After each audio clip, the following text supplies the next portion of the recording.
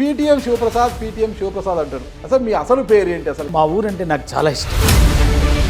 ఒక పాట నన్ను బాగా కదిలించింది. ఏ పాట అది? సిరిమల్లె చెట్టు కింద లచ్చుమమ్మో లచ్చుమమ్మ, నువ్వు చిన్నబోయి కూర్చున్నావు ఎందుకమ్మా ఎందుకమ్మా. జీవితంలో మీకేమైనా ఒక చేదు అనుభవమో, నేను తట్టుకోలేనటువంటి అవమానము, ఇతన్ని నేను చంపేయాలి, నేను నక్సలైట్ పార్టీలోకి వెళ్ళిపోవాలా, ఆయుధాలు తీసుకురావాలా, తుపాకి పెట్టి కాల్చి ఇతన్ని చంపేయాల. ఇది మాదిగల వర్గీకరణ కోసము మందకృష్ణ మాదిగ గారు అదే బీజేపీకి మందకృష్ణ మాదిగ సపోర్ట్ చేయడం అనేది శీలహననం. సిగ్గు లేకుండా మందకృష్ణ మాదిగ మళ్ళీ వాళ్ళను ఎట్లా నమ్మడము? మందకృష్ణ మాదిగ నోటికి అంబేద్కర్ని ఉచ్చరించే అర్హత లేదు. మరి మీరు ఏ ఉద్దేశముతో బూర్జువా రాజకీయ పార్టీల వైపు మీరు చూసి ఈరోజు వీసీకే పార్టీ అనే పార్టీలో మీరు జాయిన్ అయ్యారు? వ్యవస్థలో మార్పు తీసుకురావడానికి ఒక రాజకీయ పార్టీ. ఈ ప్రజాస్వామ్య విధానంలో మరి ఈ సిద్ధాంతం పనికొస్తుందంటారా? తమిళనాడులో కులపరమైనటువంటి దాడులు ఆగిపోయాయి. సరే, మీ సిద్ధాంతాలు బాగున్నాయి కదా, మరి కాంగ్రెస్ పార్టీ అంటే ఒక పెద్ద బూర్జువా పార్టీతో ఎందుకు పొత్తు పెట్టుకుంటున్నారు? అసలు ఇక్కడ సచ్చీలమైనటువంటి పార్టీలు అధికార పక్షంగా ప్రతిపక్షంగా ఏం లేవు. ఇద్దరు కలిసి బీజేపీ దగ్గర ఊడిగం చేస్తాం. కులం ముసుగు వేసుకొని, కులాన్ని అడ్డు పెట్టుకొని ఆదాయాన్ని సమకూర్చుకోవడం ఇలాంటి దాని మీద ఎవరు కామెంట్ చేసినా కూడా. మరి గతంలో ఆ మదనపల్లిలో ఉన్న ఒక డిఎస్పీ మిమ్మల్ని ఎందుకు ఎన్కౌంటర్ చేయాలని చూశారు? మీరు లేగ దూడ లాంటి వారు. ఇక్కడ రెండు ఎద్దులు, బలమైన ఎద్దులు వచ్చి పోరాటం చేస్తుంటే ఒక లేగ దూడ లాంటి మీరు మధ్యలో దూరాలని చూస్తున్నారు. వారు కొమ్ముల వాడికి వేడికి మీరు తట్టుకోగలరా? అసలుకి సామాన్యుడు కనీసం ప్రయత్నం చేద్దా? ఎవరో ఒకరు నిలబడి ఒక ధైర్యాన్ని ఇవ్వకపోతే రేపటి తరం ఎప్పుడు కోటీశ్వర్ల వైపే చూస్తాం. ఆ ప్రాణం ఉన్నంత వరకు బూర్జువా రాజకీయ పార్టీలోకి.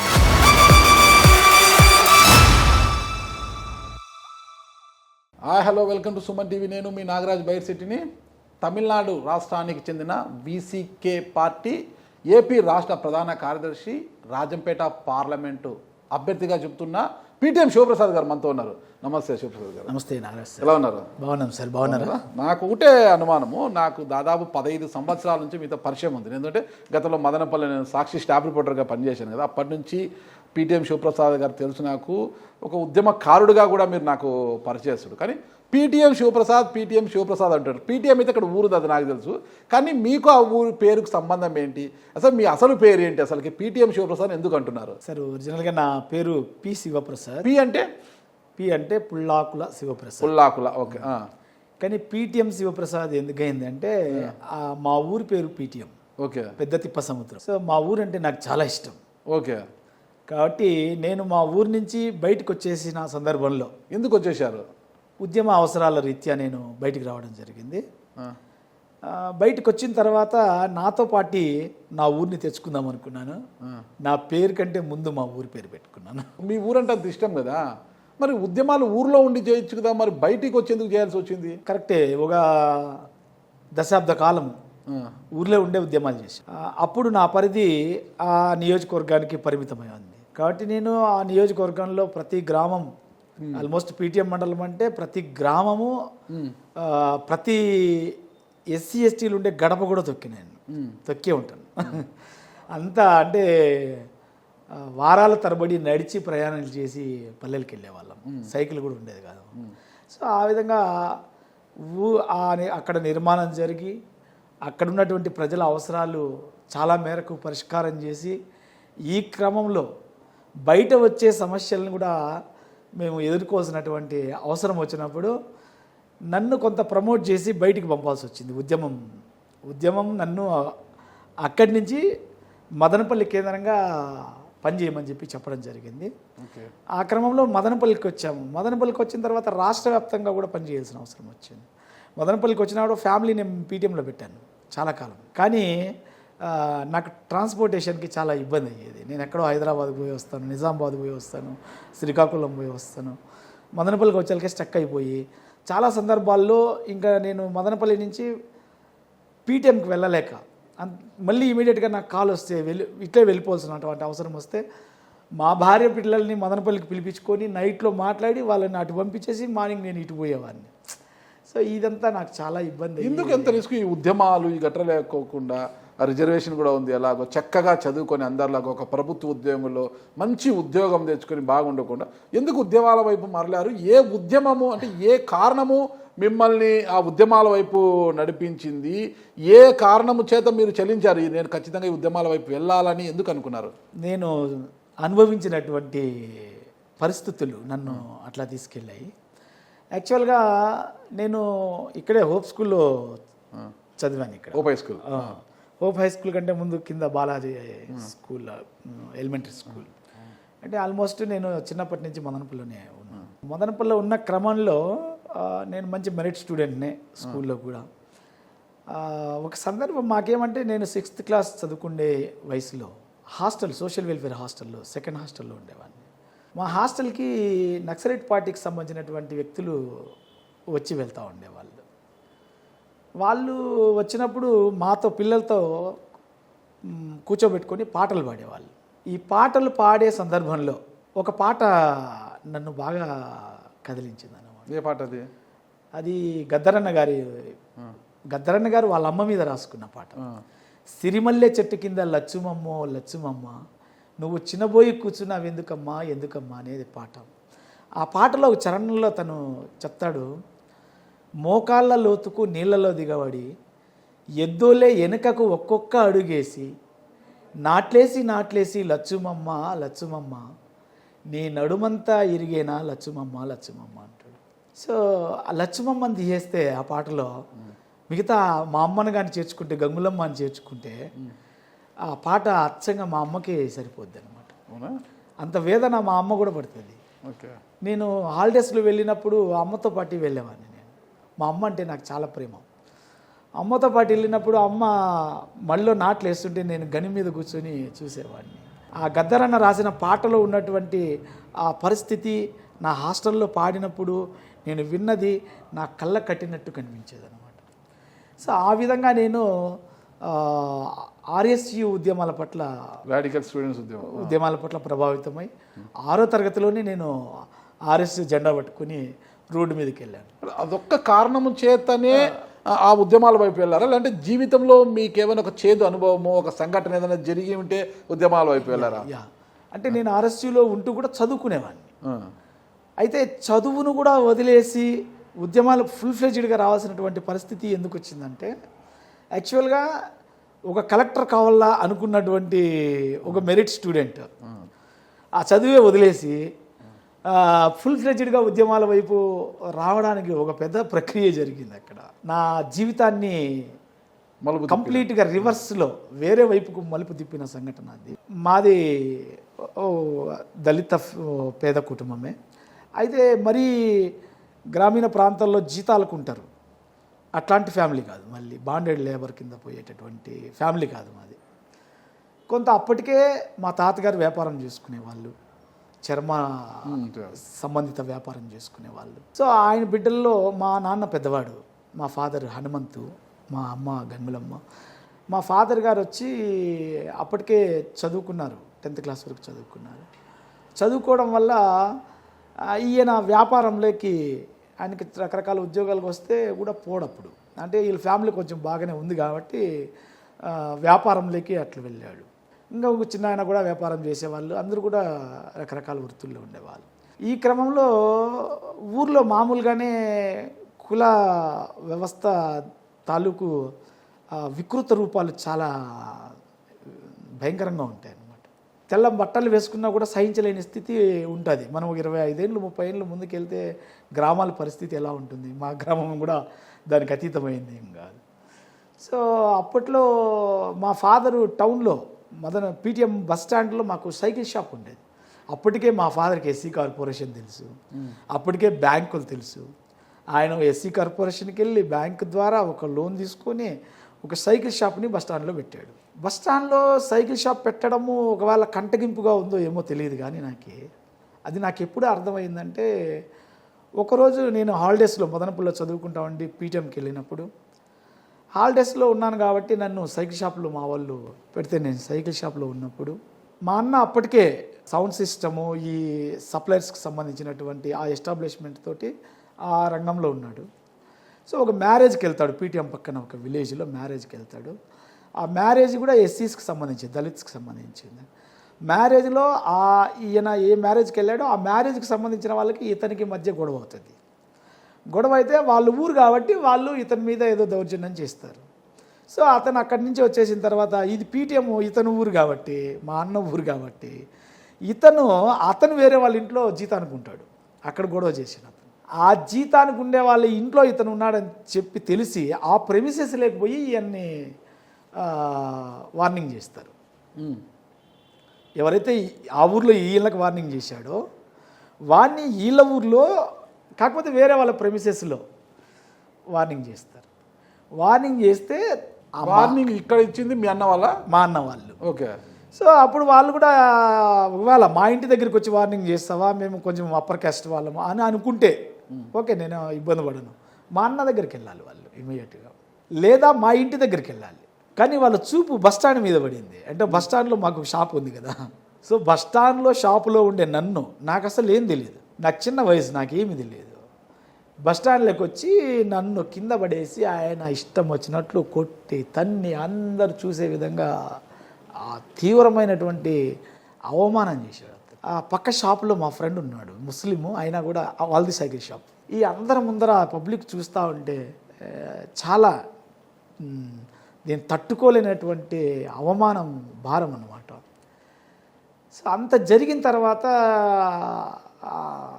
మా వాళ్ళు వచ్చినారు, మా చిన్నాన్నలు కానీ మా నాన్న కానీ వచ్చి నన్ను ఓదారుస్తున్నారు కానీ ఎందుకు మీరు కొట్టారు అని అడగలేకపోతా ఉన్నారు.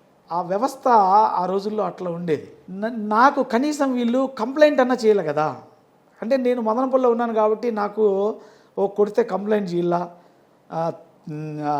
ఎదురు తిరిగి మాట్లాడాలా, తప్పు చేయలేనప్పుడు, మన వైపు తప్పు లేనప్పుడు, ఈ భావాలన్నీ నేను వింటూ ఉంటాను కాబట్టి ఇదంతా ప్రక్రియ ఎందుకు జరగడం లేదు మా ఊర్లో. ఇట్లా బతకడం కంటే చనిపోవడమే బెటరు. నేను ఖచ్చితంగా నక్సలైట్ పార్టీలోకి ఫుల్ ఫ్లెడ్జ్డ్గా వెళ్ళిపోయి ఇతన్ని నేను చంపేయాలి. ఎందుకంటే ఇట్లే చంపలేను నేను, నాకు అప్పుడు చంపాలంటే ఆయుధాలు కావాలా అని నాకు ఉద్దేశం. ఎందుకంటే మా ఊరు సర్పంచ్ వాళ్ళ ఇల్లు అది. సో ఆ ఇంట్లోకి వెళ్ళి నేను అతను చంపగలనా? నేను ఇట్లయితే చంపలేను, మా వాళ్ళు కూడా నాకు సపోర్ట్ చేయరు. కాబట్టి నేను నక్సలైట్ పార్టీలోకి వెళ్ళిపోవాలా, ఆయుధాలు తీసుకురావాలా, తుపాకు పెట్టి కాల్చి ఇతన్ని చంపేయాల. ఇది నాకు ఇంకా చదువు లేదు మైండ్లో, నేను పెద్ద ఉద్యోగం కలెక్టర్ కావాలనేది లేదు, అన్నీ వెళ్ళిపోయినాయి, చంపేయాల.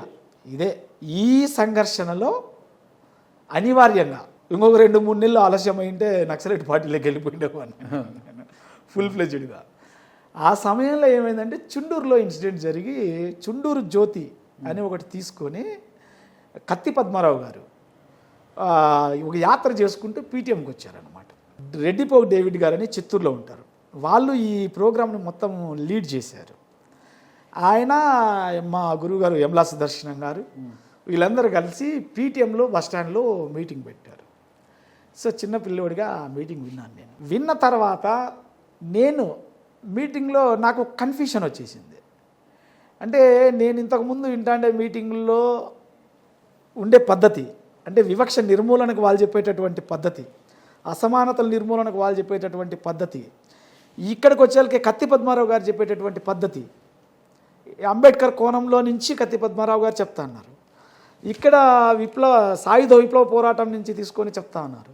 ఈ రెండింటికి మధ్య పొంతన లేకుండా ఉంది. నాకు కన్ఫ్యూషన్లో పడినా నేను. వెరీ ఇమీడియట్గా నేను కర్ణాటక డిఎస్ఎస్ వాళ్ళు మా ప్రాంతంలో చాలా ఇష్యూస్ వచ్చినప్పుడు వచ్చి పనిచేసేవాళ్ళు. రామన్న మాస్టర్ అని ఒక హెడ్ మాస్టర్, ఆయన ఆంధ్రావాడు, కర్ణాటకలో జాబ్ చేస్తూ ఉంటాడు. అతను వచ్చి ఇక్కడ కొన్ని ఉద్యమాలను లీడ్ చేసేవాడు.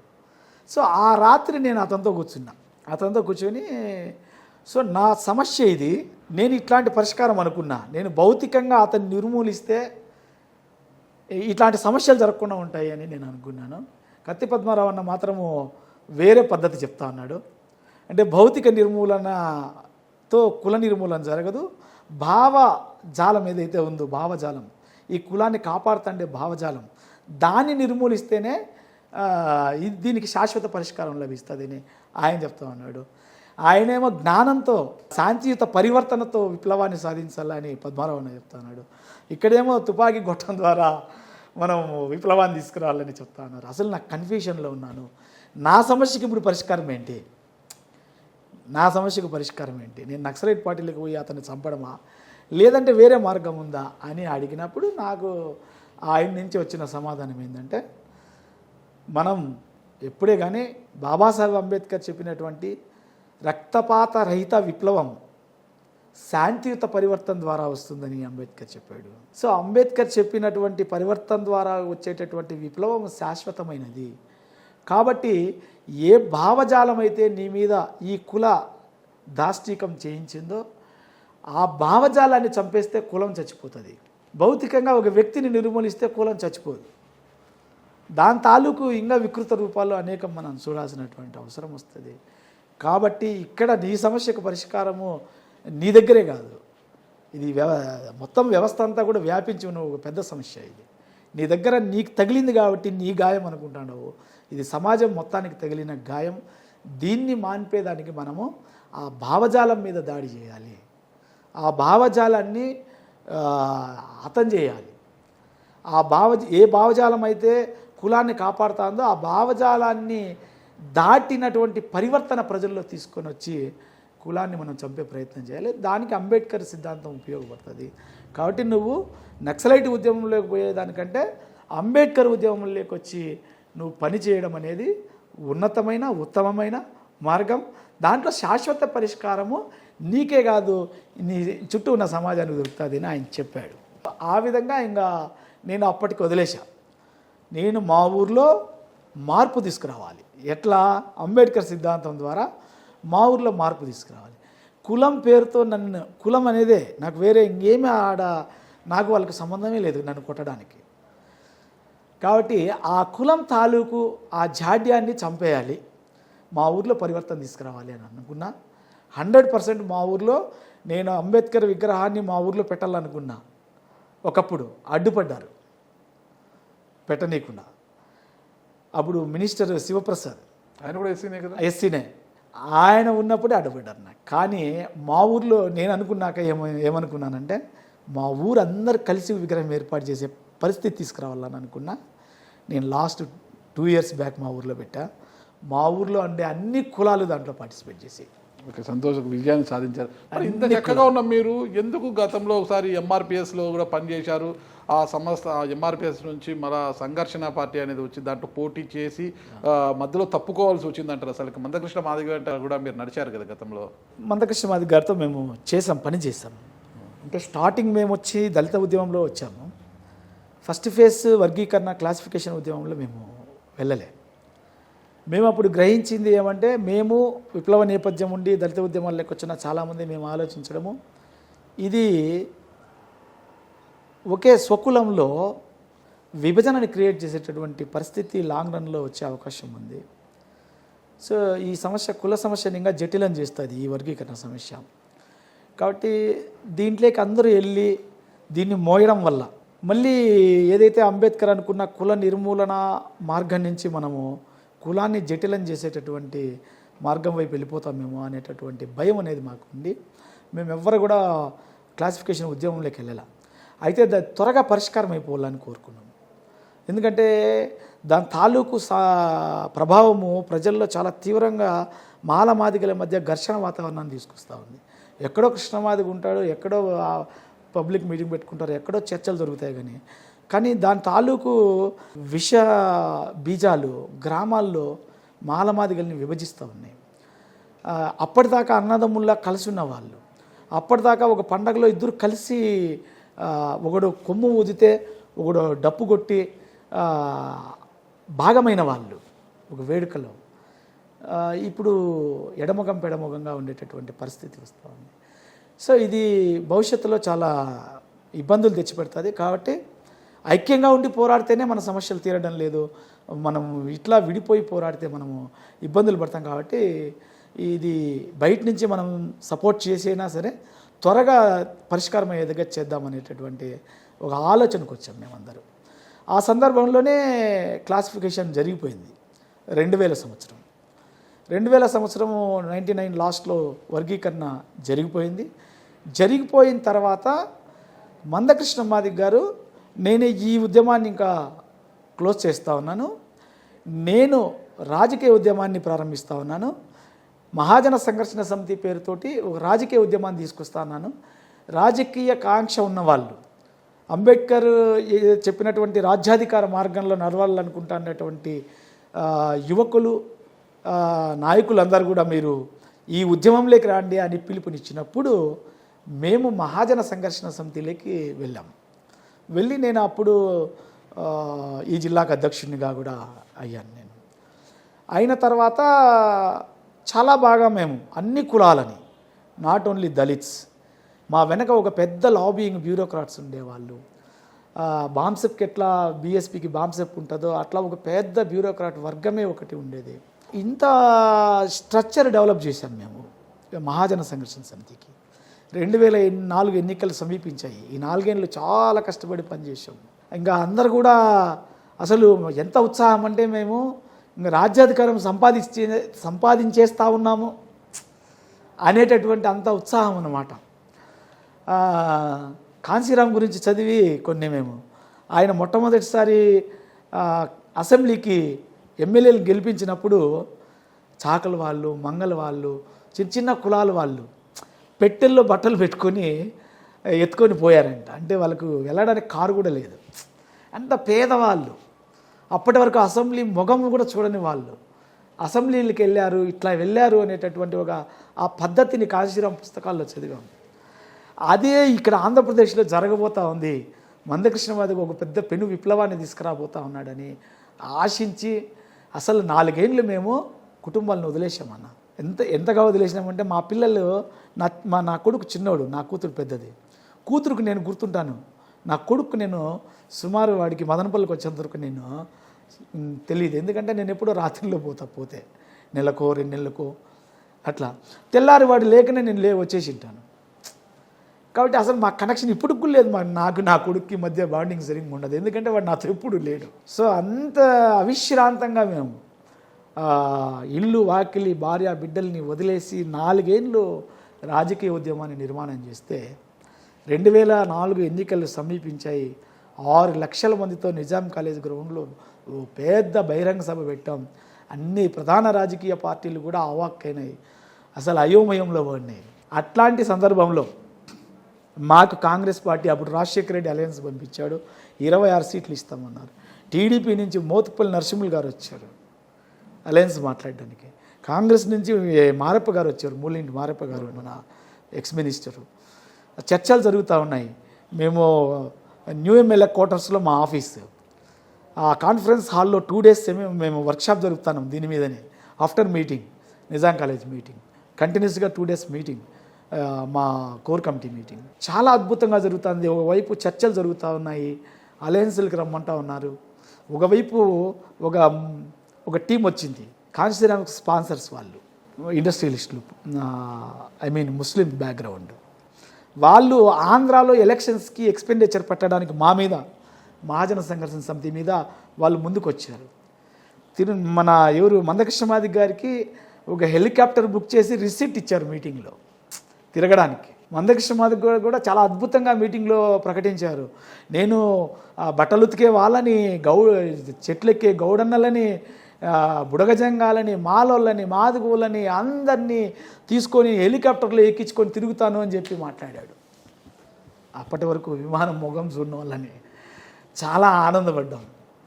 చాలా మార్పు, విప్లవాత్మకమైన మార్పు వస్తుందని అనుకున్నాము. అయితే 200 నియోజకవర్గాల్లో సీరియస్గా కంటెస్ట్ చేద్దామని లిస్ట్ అవుట్ చేయమన్నారు. మేమే లిస్ట్ అవుట్ చేసాం. క్యాస్ట్ ఈక్వేషన్స్ చేయమన్నారు, మేమే చేసాం. నేనే ప్రధానంగా రాసేదంతా కూడా నేనే ఉన్నా అక్కడ. 200 నియోజకవర్గాలు ఐడెంటిఫై చేసాం. దాంట్లో 50 నియోజకవర్గాలు మనం గెలవల్ల. ప్రధాన రాజకీయ పార్టీలు ఎంత ఖర్చు పెడతాయో మనం కూడా అంత ఖర్చు పెట్టాలి. ఆ విధంగా లిస్ట్ అవుట్ చేసాం 50 నియోజకవర్గాలని. ఇంకో 50 నియోజకవర్గాల్లో సీరియస్గా పనిచేస్తాం, ఫస్ట్ ప్లేసా సెకండ్ ప్లేసా అన్నట్లు. ఇంకో 100 నియోజకవర్గాలు పోటీ ఇస్తాం. ఇది 3 లేయర్స్గా మేము చేసాం. చాలా అద్భుతమైన ఎక్స్పెరిమెంట్ చేశాం. ఏ ఏ కులాలను జోడిస్తే ఎక్కడ, కాపులని దళితుల్ని జోడిస్తే ఎక్కడ, కాపుల్ని వాల్మీకుల్ని కలిపితే ఎక్కడ ఇదవుతుంది, లేదా రాయలసీమలో కురబ దళితులు కలిస్తే ఎక్కడ ఇదవుతుంది. ఇట్లా బ్రహ్మాండమైన ఈక్వేషన్స్ చేసాం. ముస్లిమ్స్ దళిత్స్ కలిస్తే ఎక్కడ ఇదవుతుంది, అట్లా ఏ 2 కులాలు 3 కులాలు ఇట్లా కలిపితే ఎక్కడెక్కడ ఏ నియోజకవర్గ బలంగా ఉంటాయి. చాలా పెద్ద ఎక్స్పెరిమెంట్ చేశామన్న. అద్భుతమైన ఇంజనీరింగ్ అది అసలుకి చేసి ఇంకా అంత ఉత్సాహంతో ఉన్న మాకి అక్కడి నుంచి ఇంకా వెళ్ళి నామినేషన్లు వేయడానికి అక్కడి నుంచి పంపించేశారు. అందరూ గ్రామాలకు వచ్చాం. అందరికీ ముఖ్యమైన వాళ్ళకి మాట్లాడి నామినేషన్లకి సిద్ధం చేసుకున్నాం. నేను కూడా తంబాలపల్లి నియోజకవర్గం నుంచి ఎమ్మెల్యే అభ్యర్థిగా నామినేషన్ వేసేదానికి రెడీ చేసుకున్నా. ఆ రోజుల్లో అంటే మా తంబాలపల్లి నియోజకవర్గం పెత్తందారుల కంచుకోట. మీకు తెలిసే ఉంటుంది, నక్సలైట్ పార్టీనే 2 రాడికల్ పార్టీ 2గా చీలిపోయిందే తంబాలపల్లి నియోజకవర్గం. కూలి సంఘము 2గా చీలిపోయింది. అంటే పెత్తందారుల ప్రభావము అంత ఉంటుంది మా నియోజకవర్గంలో. ఏదో ఒక పార్టీనే ఒక గ్రామంలో ఉంటుంది, రెండో పార్టీ కూడా ఉండదు. అట్లా ఉంటాయి గ్రామాలే. ఆ 2 పార్టీలు తప్ప 3వ పార్టీ ఉండదు. అట్లాంటి సందర్భంలో మేము టీడీపీ ఉండే కాడా కొంతమందిని చీల్చి, కాంగ్రెస్ ఉండే కాడా కొంతమందిని చీల్చి బయటికి తీసుకొని వచ్చి 30 కమాండర్లు పెట్టి ఆ నియోజకవర్గంలో జనాలు 30 కమాండర్లు తీసుకొని మా నామినేషన్లకు వచ్చారండి. అంటే ఒక పెద్ద పెను విప్లవం మాకు అప్పుడు అది. అంటే రెడ్లకు వ్యతిరేకంగా సామాజిక ఉద్యమంగా రావడం వేరు, వర్గీకరణ కోసమో అంబేద్కర్ జయంతి కోసమో రావడం వేరు. ప్రభాకర్ రెడ్డికి వ్యతిరేకంగా, లక్ష్మీదేవమ్మకు వ్యతిరేకంగా రాజకీయ పార్టీ కోసమని బయటికి రావడం అనేది ఒక చాలా పెద్ద విప్లవం. తంబాలపల్లి నియోజకవర్గంలో వచ్చారు జనాలు. అదే రోజు కల్చర్ ప్రభాకర్ రెడ్డి గారి నామినేషన్ వేలాది మంది ఆయన ర్యాలీగా వస్తూ ఉన్నాడు. సో ఆయన ర్యాలీగా వచ్చి ఆయన నామినేషన్ వేసి వెనక్కి వచ్చేటప్పుడు మేము నామినేషన్ వేయడానికి వెళ్తా ఉన్నాం లోపలికి.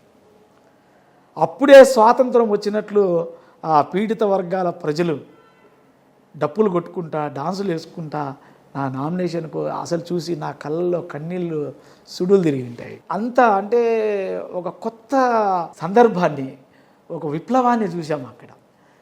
చేసి నామినేషన్ వేసేసి వచ్చిన తర్వాత ఏమైందో తెలియదు కానీ మందకృష్ణ మాదిగ గారు ఫోన్ చేసి, అప్పుడు ల్యాండ్ ఫోన్స్ ఉండేటివి మాకు, ఫోన్ చేసి విత్డ్రా చేసుకొని ఇమ్మీడియట్గా మదిరలో నేను కంటెస్ట్ చేస్తున్నాను, మీరు వచ్చేయండి అన్నారు. ఎందుకు విత్డ్రా చేసుకోమన్నారు?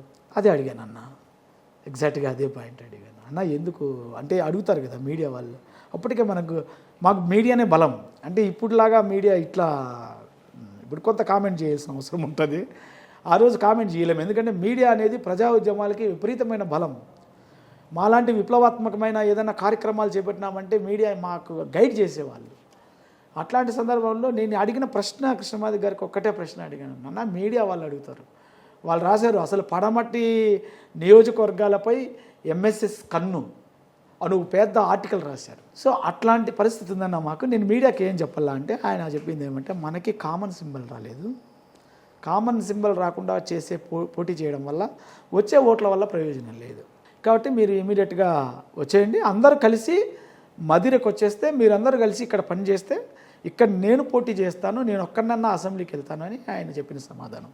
సరే, సంతృప్తి చెందినా చెందకపోయినా అనివార్యం కాబట్టి ఆ రోజు మేము మదిరకు వెళ్ళిపోయి ఎలక్షన్ 15 రోజులు క్యాంపెయిన్ చేశాం. చాలా బాగా క్యాంపెయిన్ చేశాం గ్రామాల్లో. ఆయన ఓడిపోయాడు. ఓడిపోయిన తర్వాత మళ్ళీ వచ్చేసాం. వచ్చిన తర్వాత ఇంకా అందరూ కలిసి దాని మీద ఒక రివ్యూ జరిగింది గట్కేసరిలో, వరంగల్ జిల్లా. జరిగిన రివ్యూలో నేను చెప్పాను, నేనే కాదు చాలామంది మిత్రులు చెప్పారు. ఎందుకంటే మాకు 2004 ఎలక్షన్లో నిలబడలేదన్నప్పుడు చాలామంది వెళ్ళిపోయారు. మేము ఉన్న వాళ్ళం కూడా ఆయన మార్చడానికి ఒక ప్రయత్నం చేయాలనుకునే ఉద్దేశంతో 2 days మాకు వర్క్షాప్ జరిగితే దాంట్లో చాలామంది చాలా హేతుబద్ధంగా మాట్లాడి చెప్పారనమాట. అన్న, మనం చేసిన అది కరెక్ట్ కాదేమో, మనం పునఃసమీక్షించుకోవాల్సినటువంటి అవసరం ఉంది. నిజంగానే మనం 200 నియోజకవర్గాలు కాదు, అట్లీస్ట్ 100 నియోజకవర్గాలు నిలబడినా కూడా మనం చాలా ఒక ప్రభావశీలమైన శక్తిగా మనం కనిపించే వాళ్ళము. సో ఇప్పటి నుంచి ఆయన ఇప్పుడే కొంత నిర్మాణం జారిపోయింది మనకి. ఇప్పటి నుంచి అయినా ఉన్న నిర్మాణాన్ని పెట్టుకొని దాన్ని విస్తృతం చేసుకుంటా మనము రాజకీయ ఉద్యమాన్ని నడుపుదాం, రాజకీయ ఉద్యమం ద్వారానే ముందుకెళ్దామని చెప్పి చెప్పడం జరిగింది. సో ఆయన ఆ మీటింగ్లో కొంత అసంతృప్తిగానే అంటే మేము చెప్పడాన్ని ఆయన ఫీల్ అయ్యాడు. అయినా మేము దాని మీదనే స్టిక్ అనే మాట్లాడుతూ వచ్చాం. ఈ క్రమంలో క్లాసిఫికేషన్ని కొట్టేశారు. అప్పుడు వర్గీకరణ రద్దు అయిపోయింది. రద్దు అయిపోయిన వెంటనే మళ్ళీ మాకు ఇమీడియట్గా కోర్ కమిటీ మీటింగ్ జరిగింది. కోర్ కమిటీ మీటింగ్లో మళ్ళీ మేమందరం కూడా మాట్లాడాం. ఎస్, వర్గీకరణ ఉద్యమానికి వెళ్దాం. అయితే ఏదైతే మహాజన సంఘర్షణ సమితి మనం పెట్టామో, మహాజన సంఘర్షణ సమితి టేకప్ చేస్తుంది ఆ ఇష్యూని. మహాజన సంఘర్షణ సమితి అనేటటువంటి ఒక రాజకీయ ఉద్యమం ఏదైతే ఉందో, ఈ ఉద్యమం ద్వారా వర్గీకరణ అడుగుదాం. మనం మళ్ళీ ఎంఆర్పిఎస్ని రివైవ్ చేయకూడదు దాన్ని అని మేము మాట్లాడాము. లేదు ఎంఆర్పిఎస్ తోటే పోతామో మనము ఎంఎస్ఎస్ని క్లోజ్ చేస్తున్నాం ప్రస్తుతానికి అని చెప్పి ఆయన సింగిల్ వర్డ్తో డిక్లేర్ చేసేసాడు. చాలామంది అప్పుడు కూడా బయట వెళ్ళిపోయారు. సో మేము ఇంకా కొంత ప్రయత్నం చేద్దాము ఆయనతో మార్చుకోవడానికి అని మేము కంటిన్యూ అయ్యాము. మళ్ళీ నేను ఎంఆర్పిఎస్లో రాష్ట్ర ఉపాధ్యక్షుడిగా బాధ్యత తీసుకున్నా, రాయలసీమ ఇన్ఛార్జిగా బాధ్యత తీసుకున్నా. చాలా వీరోచితంగా పోరాటం చేశాము మనము. 2004 నుంచి 2009 మధ్య, అంతకుముందు మేము ఏదైతే రాజకీయ ఉద్యమం కోసం కుటుంబాలు వదిలేసామో, ఇప్పుడు మళ్ళీ వర్గీకరణ కోసమని కుటుంబాలు వదిలేసాం. మళ్ళీ ఈ క్రమంలోనే 2009 ఎలక్షన్స్ వచ్చాయి. ఎంఆర్పిఎస్ ఉద్యమం బాగా జోరు మీదకి తీసుకొచ్చాము. కురుక్షేత్రం అనే ఒక సభ కూడా పెట్టాము హైదరాబాద్లో. చాలా వీరోచితంగా చేశాము. ఇంకా మళ్ళీ ఎలక్షన్స్ వచ్చినప్పుడు చెప్పాము కృష్ణమాది గారికి, అన్న ఇప్పుడు కంటెస్ట్ చేద్దాం, మళ్ళీ మనము కంటెస్ట్ చేద్దాము, ఈసారి వర్గీకరణను కూడా దీంట్లో మేనిఫెస్టోలో పెట్టుకొని వెళ్దాం మనం అని చెప్పి మాట్లాడాము. ఆయన ఓకే అన్నాడు. మళ్ళీ ఎంఎస్ఎస్ని మళ్ళీ బయటికి తీసుకొచ్చాం. సో మళ్ళీ 2009లో ఎంఎస్ఎస్ పేరుతోటి మళ్ళీ ఎన్నికలకు వెళ్ళడానికి అంత సిద్ధం చేసేసి మళ్ళీ ఇంక తిరిగి వెళ్ళాం. నేను కూడా నామినేషన్ ఇస్తాను. ఉమ్మడి చిత్తూరు జిల్లాకి నేను ఇన్ఛార్జి. మొత్తం ఇక్కడ నామినేషన్లన్నీ కూడా 14 అసెంబ్లీ నియోజకవర్గాలకి మనకున్నటువంటి 2 పార్లమెంటు సెగ్మెంట్స్, అప్పుడు అది రాజంపేటతో కలిపితే 3, వీటికన్నిటికి కూడా మనం అప్పుడు వేయాలి. సో అన్నిటికీ క్యాండిడేట్లు రెడీ చేసాము. కొంతమంది నామినేషన్లు వేసేశారు. ఒకరోజు ఇంకా మేము నామినేషన్లు వేయడానికి వెళ్తూ ఉన్నాం. వెళ్ళే క్రమంలో బంగారుపాలెం దగ్గరకు వెళ్ళినప్పుడు మళ్ళీ మందకృష్ణమాది గారి నుంచి మాకు ఫోన్ వచ్చింది. ఫోన్ వస్తే సేమ్ లాస్ట్ 2004లో ఏం చెప్పాడో మళ్ళీ అదే చెప్పాడు ఆయన. ఈసారి చాలా కోపం వచ్చిన అనివార్యం, ఏం చేసుకోలేక సరే అందరినీ విత్డ్రా చేసుకోమని బంగారుపాలెం నుంచి బ్యాగ్ మదనపల్లికి నేను వచ్చి మదనపల్లికి బ్యాగ్ తెమ్మని నాది పీటీఎం నుంచి ఇంకా డైరెక్ట్ వెళ్ళిపోయాం. మొత్తం మీద 2009లో కూడా విత్డ్రా చేసుకున్నారు. మదిర నియోజకవర్గానికి వెళ్ళాం. అప్పుడే చెప్పినట్లు ముదిగొండ మండలం ఇన్ఛార్జ్ నాకు ఇచ్చారు. ముదిగొండ మండలానికి వెళ్ళి చాలా అది దళితులంతా కూడా కమ్యూనిస్ట్ పార్టీలో ఉంటారు అక్కడ. అసలు నేను నా మండలంలో కొన్ని గ్రామాలకి నేను పర్టికులర్గా ధనియాల గుడియం అని కొన్ని గ్రామాలు ఇన్ఛార్జ్ చేసుకుంటే కనీసం బ్యాగ్ పెట్టుకోవడానికి కూడా ఒక ఇల్లు కూడా ఆశ్రయం ఇలా మాకు. దళితులే, సేమ్ కమ్యూనిటీ, మాదిగా ఇవ్వాల. అయినా మేము ఆ పక్కన పోయే కాలువలో స్నానం చేసి గుడిలో ఉండి ఆ గ్రామాన్ని మొత్తం కూడా మా పార్టీ వైపుకు తిప్పుకొని ఆ గ్రామంలో మందకృష్ణమాదికి మెజారిటీ వచ్చేటిగా ఆ 2 పార్టీల కంటే అట్లా వర్క్ చేసాం. అయినా కూడా మందకృష్ణమాది గారు ఓడిపోయారు. మీరు అయిపోయారు అంతే. కానీ కామన్ సింబల్ వచ్చింది. అప్పుడు డౌట్ వచ్చింది. లాస్ట్ టైం కామన్ సింబల్ రాలేదని విత్డ్రా చేసుకోమన్నాడు, లాస్ట్లో కామన్ సింబల్ వచ్చింది.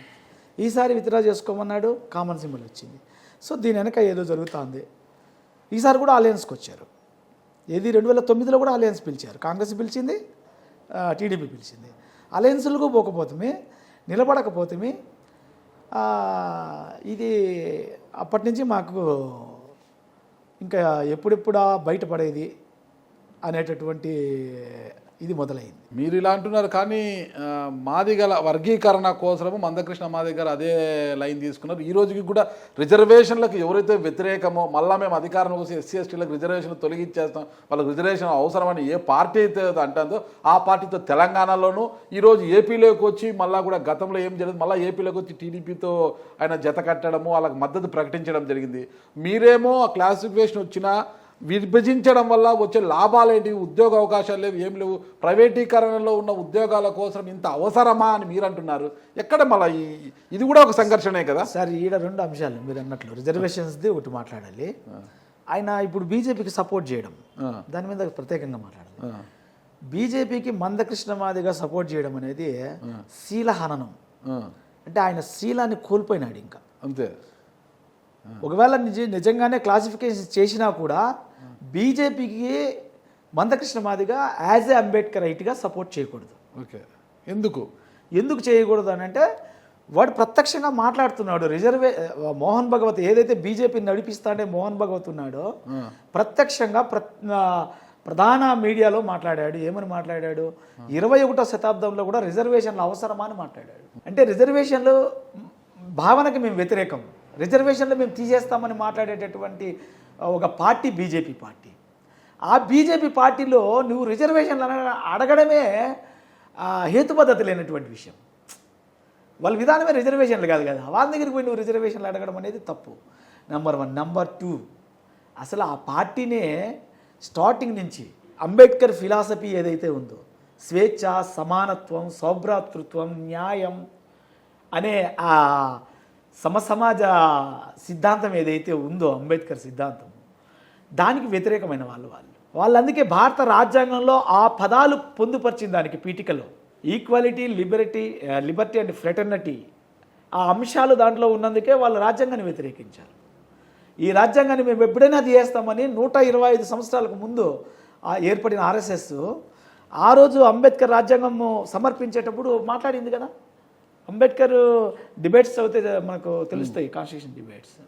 దాంట్లో ప్రత్యేకంగా వాళ్ళు మాట్లాడింది ఏమంటే ఈ రాజ్యాంగం మాకు గిట్ అనేది, మేము వస్తానే దీన్ని తీసేస్తాము అని మాట్లాడారు. మన దేశ జాతీయ పతాకాన్ని కూడా వాళ్ళు వ్యతిరేకించారు. ఈ జాతీయ జెండాను మేము ఆమోదించము అని చెప్పారు. ఈ రిజర్వేషన్ సిస్టాన్ని వ్యతిరేకించారు. వాళ్ళు వర్ణాశ్రమ ధర్మమే ఉండాలని చెప్పి మాట్లాడినారు. మనుధర్మ శాస్త్రమే రాజ్యాంగం కావాలి భారతదేశానికి అన్నారు. వాళ్ళు దాని ప్రకారమే ఇప్పటి వరకు వాళ్ళు నిర్మాణం చేసుకుంటూ వచ్చారు. ఇప్పుడు కూడా వాళ్ళు నిజాయితీగా మాట్లాడుతున్నారు. భారత రాజ్యాంగాన్ని మాకు 400 సీట్లు ఇస్తే మేము మార్చేస్తామని మాట్లాడుతూ ఉన్నారు. రిజర్వేషన్లు మా భావన కాదు, అవి ఇప్పుడు అవసరం కూడా లేదు అని మాట్లాడతాం. సో అంటే అంబేద్కర్ని నువ్వు ఎత్తిని పెట్టుకొని అంబేద్కర్ పేరుతోటి ఎంతో చైతన్యం పొంది ఆత్మగౌరవాన్ని నిజంగా నీకు ఉంటే పొంది అంబేద్కర్ వల్లనే ఈరోజు సమాజంలో ఒక ఎస్టాబ్లిష్ అయిన లీడర్గా ఉండి అంబేద్కర్ను ఉచ్చరిస్తా నీ నోటితో బీజేపీని కీర్తించడం అనేది అది శీలహననం. ఒకవేళ నిజంగా వర్గీకరణ బీజేపీ చేసినా కూడా ఆయన బీజేపీకి సపోర్ట్ చేయకూడదు. ఎందుకు చేయకూడదు అని అంటే అంబేద్కర్ ఒక సందర్భంలో చెప్తాడు, కృతజ్ఞత కోసం స్త్రీ శీలాన్ని పనంగా పెట్టకూడదు. కృతజ్ఞత ఉండొచ్చు మనకు సాయం చేసినాడని, అట్లనే ఒక స్త్రీ శీలాన్ని అప్పగించకూడదు కృతజ్ఞతకి. సో కృష్ణమాదికి కూడా శీలాన్ని అప్పగించేసినాడు. వాళ్ళు చేయకనే, వాళ్ళు వర్గీకరణ చేయలేదు సార్. నేను ఇదే మదనపల్లిలో ఎల్కే అద్వానీ గారికి వినతి పత్రం ఇవ్వమంటే ఒక పెద్ద ర్యాలీ తీసుకెళ్ళి మేము వినతి పత్రం ఇచ్చాము క్లాసిఫికేషన్ చేయమని. ఈ జెడ్పీ జిల్లా పరిషత్ హై స్కూల్ గ్రౌండ్లో మీటింగ్ జరిగింది. ఆ మీటింగ్లో సభావేదిక నుంచి ఎల్కే అద్వానీ గారు వాగ్దానం చేశారు, మేము అధికారంలోకి వచ్చిన 100 రోజుల్లో వర్గీకరణ చేస్తామని. చేశాడా? మళ్ళీ అధికారంలోకి వచ్చారు. మళ్ళీ ఇప్పుడు రెండోసారి మళ్ళీ 2019లో మేనిఫెస్టోలో పెట్టారు, 2014లో మేనిఫెస్టోలో పెట్టారు. 2 సార్లు మేనిఫెస్టోలో పెట్టి కూడా వర్గీకరణ చేయలే. సిగ్గు లేకుండా మందకృష్ణ మాదిగా మళ్ళీ వాళ్ళను ఎట్లా నమ్మడము? వాళ్ళు చేయలేదు కదా, చేయకుండానే శీలాన్ని అర్పించినాడు ఈయన. ఇలా శీల హననానికి మందకృష్ణ మాదిగా పాల్పడినాడు. అంబేద్కర్ మిషన్కి ద్రోహం చేశాడు మందకృష్ణ మాదిగా. అంబేద్కర్ను ఉచ్చరించే అర్హత కూడా ఆ నోటికి లేదు. మందకృష్ణ మాదిగ నోటికి అంబేద్కర్ను ఉచ్చరించే అర్హత లేదు. అసలు నేను ఒకటే మందకృష్ణ మాదిగకు నేను అడుగుతా ఉన్నాను, రిజర్వేషన్లే మేము తీయేస్తాం, అది మా భావన కాదనే పార్టీలో వర్గీకరణ అడగడం అనేది ఎంతవరకు అది సమంజసమో నేను మందకృష్ణ మాదిగని అడుగుతాను. సరే, మీరు ఎన్నైనా అడగచ్చు మందకృష్ణ మాదిగ గారిని, నేను ఒకటే అడుగుతున్నా, మరి మీరు ఏ ఉద్దేశముతో ఈ ప్రస్తుత బూర్జువా రాజకీయ పార్టీల వైపు మీరు చూసి ఈరోజు వీసీకే పార్టీ అనే పార్టీలో మీరు జాయిన్ అయ్యారు? ఏ పోరాటం చేసి ఏం సాధించాలని మీరు రాజకీయంగా ఎదగాలనుకున్నారా? వ్యవస్థలో మార్పులు తీసుకురావాలనుకున్నారా? మరి ఏం సాధించాలని వచ్చారంటారు? మేము ఖచ్చితంగా వ్యవస్థలో మార్పు తీసుకురావడానికి ఒక రాజకీయ పార్టీ దాంట్లో పనిచేస్తా ఉన్నాం వీసీకేలో. వీసీకే పార్టీ యొక్క సిద్ధాంతం ఏంటి? వీసీకే పార్టీ అంటే విడుదలై చిరుతైగల్ కచ్చి. ఓకే, ఇది ఒక ద్రవిడియన్ తమిళ్ పేరు ఇది. ఓకే, విడుదలై చిరుతైగల్ కచ్చి అంటే విముక్తి పొందిన చిరుత పులులు కలిగినటువంటి ఒక పార్టీ. ఓకే, ఎందుకు చిరుత పులులు అంటామంటే చిరుత పులికి చాలా వేగం ఉంటుంది, లక్ష్యం వైపు వెళ్ళేటటువంటి ఆ నిర్దిష్టమైనటువంటి దృక్పథం ఉంటుంది దానికి. పులి కంటే సింహం కంటే చాలా మెలకువైనది చిరుత పులి. అందుకే డాక్టర్ బాబాసాహెబ్ అంబేద్కర్ చెప్తాడు, మీరు మేకల్లా ఉంటే బలిస్తారు, మీరు పులుల్లా ఉంటే మీ తండ్రికి ఎవరు రారని చెప్పి అంబేద్కర్ చెప్తాడు. అందుకు ఈ అట్టడుగునున్నటువంటి పీడిత వర్గాల ప్రజల్ని చిరుత పులుల్లా తయారు చేయడానికి ఏర్పడిన పార్టీ వీసీకే పార్టీ. అది సాధ్యపడుతుంది అంటారా? సాధ్యపడుతుంది అని ఇప్పుడున్న రాజకీయ వ్యవస్థలో ఇవన్నీ సాధ్యపడే అవకాశాలా ఉన్నాయని నేను అంటాను సార్. ఎలా అంటానంటే పక్కనున్న తమిళనాడు రాష్ట్రాన్ని మీరు ఉదాహరణగా మీరు చూడొచ్చు. వీసీకే పార్టీ ఒక సాధారణ పేద వర్గాల అట్టడుగు అంటరాని వర్గాల నుంచి వచ్చిన ఒక పార్టీ వీసీకే పార్టీ. ఎవడైతే అక్కడ కులం పేరుతో బాధలు పడుతూ కన్నీళ్లు పెట్టుకుంటూ కష్టాలు పడుతూ అనేక సందర్భాల్లో ప్రాణాలు కోల్పోతున్నటువంటి వర్గం ఉందో ఆ వర్గంలో నుంచి వచ్చినటువంటి తిరుగుబాటులో నుంచి ఉదయించిన పార్టీ వీసీకే పార్టీ. దీనికి పూర్వ నేపథ్యం వచ్చి మహారాష్ట్రలో దళిత్ ఫ్యాంథర్స్ మూవ్మెంట్ అనేది ఒకటి ఉండేది. దళిత్ ఫ్యాంథర్స్ మూవ్మెంట్ అనేది ఒక రాడికల్ ఉద్యమం. ప్యాంథర్స్ రాడికల్ ఉద్యమం అది. ఆ రాడికల్ ఉద్యమం తమిళనాడు వేదికగా కూడా చాలా బలంగా జరిగింది. ఆ జరిగే క్రమంలో అనేక ఈ అంటరానితనం వికటించి చేసేటటువంటి వికృత రూపాల మీద చేసే పోరాటాల్లో ఆ పార్టీ అధ్యక్షుడిని మలైస్వామి అధ్యక్షుడిని తమిళనాడు అధ్యక్షుడిని చంపేస్తారు అప్పర్ కాస్ట్ వాళ్ళు. చంపేసినప్పుడు ఇంకా ఎవరు ఈ బాధ్యత తీసుకున్నా కూడా వాళ్లకు ఖచ్చితంగా ఇట్లాంటి పరిస్థితే ఉంటుంది, వాళ్ళను బతకనీయం అనేటటువంటి ఒక బెదిరింపు అక్కడ ఉంటుంది. ఆ సందర్భంలో ఈ ఉద్యమానికి నాయకత్వం వహించడానికి ఒక నాయకుడు అవసరం అవుతాడు. అప్పుడు తిరుమావళవన్ గారు ఫోరెన్సిక్ డిపార్ట్మెంట్లో ఆయన అసిస్టెంట్ సైంటిస్ట్గా ఉంటాడు. ఆయన జూనియర్ సైంటిస్ట్గా ఉన్న తిరుమావళవన్ గారు అనివార్యంగా అప్పుడు ఉద్యోగస్తుడిగా ఉండే ఆయన అనేక పోరాటాల్లో పాల్గొనేవాడు. విద్యార్థి ఉద్యమాల్లో ఉండే ఆయన తమిళ ఈలం దానికి సపోర్టుగా విద్యార్థి సంఘాల జేఏసీకి జనరల్ సెక్రటరీగా ఉండి పనిచేశాడు. విద్యార్థి దశలో ఉద్యోగస్తుడిగా ఉండి అనేక పోరాటాల్లో పాల్గొన్నాడు. చివరికి ఉద్యోగానికి రాజీనామా చేసి ఆయన ఈ దళిత్ పాంథర్స్ మూవ్మెంట్ యొక్క బాధ్యతను తీసుకొని అక్కడ మొదలవుతాడు. సో దానికి ఇంకో రూపం ఇచ్చి, అంటే ఇక సామాజిక ఉద్యమమే కాదు, దీన్ని ఇంకా రాడికల్గా నడపాలనే ఉద్దేశంతో దాన్ని విడుదలై చిరుతైగల్ కచ్చిగా కన్వర్ట్ చేసి వీసీకేగా రాడికల్ ఉద్యమాన్ని నిర్మాణం చేస్తాడు. అప్పటి వరకు కొడితే పోలీస్ స్టేషన్లకు వెళ్ళేవాళ్ళు, అప్పటి వరకు తిడితే పోలీస్ స్టేషన్లకు వెళ్ళేవాళ్ళు, లేదా పంచాయతీలు పెట్టి పెద్ద మనుషుల ద్వారా మాట్లాడేవాళ్ళు. ఆ దశను మార్చి కొడితే కొట్టు, తిడితే తిట్టు, చంపితే చంపు. ఈ ప్రజాస్వామ్య విధానంలో మరి ఈ సిద్ధాంతం పనికి వస్తుందంటారా? అంటే పనికొచ్చిందనే అంటా నేను. ఓకే, ఎప్పుడైతే తిరుమావళవన్ గారు ఈ స్లోగన్ ఇచ్చాడో తమిళనాడులో కులపరమైనటువంటి దాడులు ఆగిపోయాయి. అంటే ఆ ఉద్యమం విరోచితంగా జరిగినప్పుడు చాలా వందలాది మంది దళితులు ప్రాణాలు కోల్పోయారు, అవతల కూడా చాలామంది చనిపోయారు, వేలాది మంది జైల్లోకి వెళ్ళారు. ఇప్పుడు కూడా మా వాళ్ళు యావజ్జీవ కారాగార శిక్షలో 100 మంది ఉన్నారు. సరే, మీ సిద్ధాంతాలు బాగున్నాయి కదా, అంతా బాగుండి మరి కాంగ్రెస్ పార్టీ అంటే ఒక పెద్ద బూర్జువా పార్టీతో ఎందుకు పొత్తు పెట్టుకుంటున్నారు? అసలుకి వాళ్ళతో ఎందుకు కలిసి జర్నీ చేయాలనుకుంటున్నారు? వారి సిద్ధాంతాలు మీరు సిద్ధాంతాలు వేరు, ఓకేనా? మరి ఆ సిద్ధాంతాలు వేరే ఉన్నప్పుడు భావ సారూప్యత లేని రెండు పార్టీలు కూడా ఎలా దగ్గరకు అవుతాయంటారు? అసలుకి కాంగ్రెస్ మేము వాళ్ళతో కలవాల్సిన అవసరాన్ని క్రియేట్ చేసింది. సరే, ఓకే. ఇప్పుడు పరిస్థితి ఏమంటే దేశంలో ప్రజాస్వామ్యము ఎంతగా ఖూనీ అయిపోయిందో మనం అందరూ చూస్తూ ఉన్నాం. స్వయం ప్రతిపత్తి కలిగిన రాజ్యాంగ వ్యవస్థలు కూడా అన్నీ కూడా రాజకీయ పార్టీల యొక్క చేతులు, ఏ ప్రభుత్వం ఉందో ఆ ప్రభుత్వం చేతిలో కీలుబొమ్మగా మారిపోయినాయి. ఇదివరకు ఎలక్షన్స్ వచ్చినప్పుడు ఎలక్షన్లో ప్రజల దగ్గరికి వెళ్ళి ప్రజలను మెప్పించి ఓట్లు వేయించుకునేటటువంటి విధానము ఉండేది, లేదా ప్రజల్ని డబ్బులతో కొనుగోలు చేసేటటువంటి విధానం ఉండేది. దానికంటే ముందు దౌర్జన్యంగా ప్రజల్ని ఓట్లు వేయించుకునే ఒక పెత్తందారి విధానం ఉండేది. ఇవన్నీ పోయి ఇప్పుడు వ్యవస్థలను మేనేజ్ చేసి సీట్లు గెలుచుకునేటటువంటి ఆ మెకానిజాన్ని పట్టుకునింది ఇప్పుడు బీజేపీ. దానికోసం రాజ్యాంగ వ్యవస్థలన్నీ నిర్వీర్యం చేస్తుంది. మనం కళ్ళ ముందర చూస్తూ ఉన్నాం. ఇక్కడ ఇప్పుడు మొన్న జరిగిన కేజ్రీవాల్ యొక్క అరెస్ట్ ఏంది అంటే, కేజ్రీవాల్ బీజేపీతో అలయన్స్ లేకపోతే, ఎన్డీఏ కూటమి లేకపోతే సేఫ్. అది మన వాళ్ళు చెప్తుంటారు కదా, వాషింగ్ పౌడర్ నిర్మా వేసినట్లే బీజేపీ లేకపోతే పోలేదు. కాబట్టి ఇప్పుడు బీఆర్ఎస్ వాళ్ళు కానీ ఎన్డీఏ కూటమి లేకపోయింటే కవిత అరెస్ట్ అయ్యేది కాదు.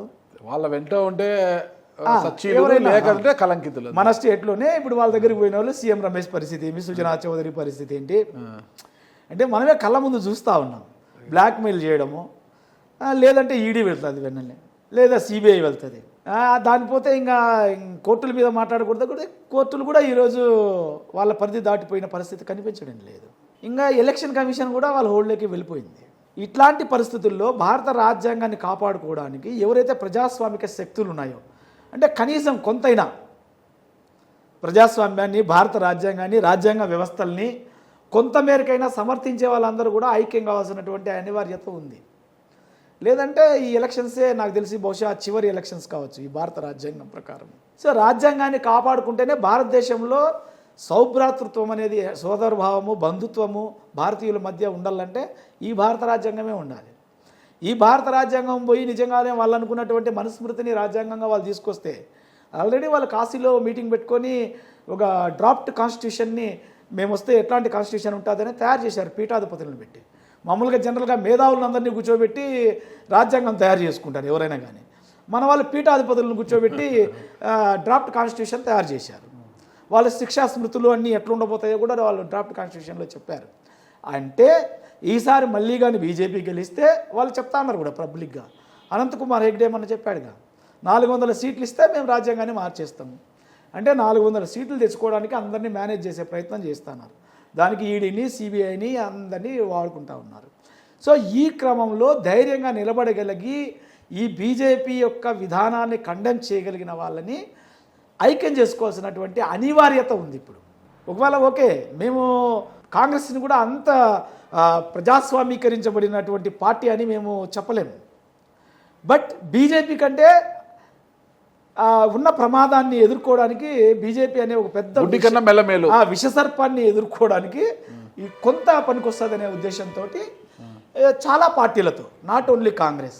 సీట్ల సర్దుబాటు అంటే ఎలా ఉంటుంది అసలుకి? సీట్ల సర్దుబాటు విషయంలో కొద్దిగా ఇబ్బంది కలిగినప్పుడు కూడా కాంగ్రెస్ పార్టీతో వెళ్ళే అవకాశం ఉంటుందా, లేకపోతే లేదా? ఉండకపోవచ్చు సార్. ఇప్పుడు ఫర్ ఎగ్జాంపుల్ తమిళనాడులో మాకు అలయన్స్ సెట్ అయింది. 2 ఎంపీస్కి ఆడ కంటెస్ట్ చేస్తూ ఉన్నాము. సో తమిళనాడులో అలయన్స్లో ఉన్నాం. ఇప్పుడు కర్ణాటకకు వచ్చేళ్ళకే మాకు అక్కడ సీట్స్ ప్రొవైడ్ చేయలేదు. కర్ణాటకలో మా వాళ్ళు కంటెస్ట్ చేస్తారు, తెలంగాణలో మా వాళ్ళు కంటెస్ట్ చేస్తూ ఉన్నారు, ఆంధ్రప్రదేశ్లో చర్చలు జరుగుతూ ఉన్నాయి. ఆల్రెడీ మా దగ్గర ఒక లిస్ట్ తీసుకున్నారు. మేము షర్మిల గారిని కలిసాం. 17 అసెంబ్లీ, 4 పార్లమెంట్ సీట్లు అడిగాం మేము. సో దాంట్లో కొంత వాళ్ళు కూడా ఏదో సర్వే చేసుకుంటున్నారని చెప్పి తెలిసింది. బహుశా వాళ్ళతో మాకు సెట్ అయింది అనుకో, ఒక గౌరవప్రదమైన సీట్స్ మాకు లభించినాయి అని అనుకుంటే వాళ్ళతో జర్నీ చేస్తాం. లేదనుకుంటే మేము ఇక్కడ కూడా సపరేట్గా కంటెస్ట్ చేయొచ్చు. అసలు మీకు తమిళనాడులో మీ పార్టీ ప్రోగ్రెస్ ఎలా ఉంది? అభివృద్ధి, పార్టీ మొత్తం రాజకీయ రంగప్రవేశం చేసిన తర్వాత ఎలాంటి అభివృద్ధిని సాధించింది? అంటే ఆ అభివృద్ధి సాధించితే ఏమో 2 ఎంపీ స్థానాలు ఇచ్చి ఉండొచ్చు కాక. మళ్ళీ ఏపీలో, తెలంగాణలో, కర్ణాటకలో మీ పార్టీ పరిస్థితి ఏంటి? తమిళనాడులో మీ పార్టీ పరిస్థితి ఏంటి? సార్ తమిళనాడులో మా పార్టీ వెరీ స్టార్టింగ్ ఇండివిజువల్గా కంటెస్ట్ చేసింది. మొదటిసారి 2,25,000 ఓట్లు మా తిరుమావళవన్ సార్కి, మా లీడర్కి ఫస్ట్ అటెంప్ట్లో వచ్చాయి. సెకండ్ టైం పోటీ చేసినప్పుడు 2,57,000 వచ్చాయి. మూడోసారి మన అలయన్స్ అనివార్యమైంది అప్పుడు పార్టీలకి. అలయన్స్లో ఎంపీ అయ్యాం బీజేపీ నుంచి. మళ్ళీ మొన్న 2019లో డిఎంకే అలయన్స్లోటి మాకు 2 పార్లమెంట్ సభ్యులు వచ్చాయి. 2 విలుపురం అంటే చిదంబరం, 2 పార్లమెంట్ సీట్లు కూడా మేము గెలిచాము అప్పుడు. తర్వాత మొన్న అసెంబ్లీ ఎలక్షన్స్లో 6 అసెంబ్లీ స్థానాలు మాకు కేటాయించడం జరిగింది. మా పార్టీ 6 అసెంబ్లీ స్థానాల నుంచి 2 సీట్లకి దళితుల్ని, 1 సీట్కి ముస్లింని, ఇంకో సీట్లో ఓసీని, ఇంకో సీట్ నుంచి బీసీని, ఇట్లా ఒక ఉమెన్ని ఇట్లా మేము నిలిపాము. మా పార్టీలో 4 గెలిచారు. దాంతోపాటు లోకల్ బాడీస్లో మాకి 1050 మంది సభ్యులు ఉన్నారు, ప్రజాప్రతినిధులు ఉన్నారు స్థానిక సంస్థల్లో.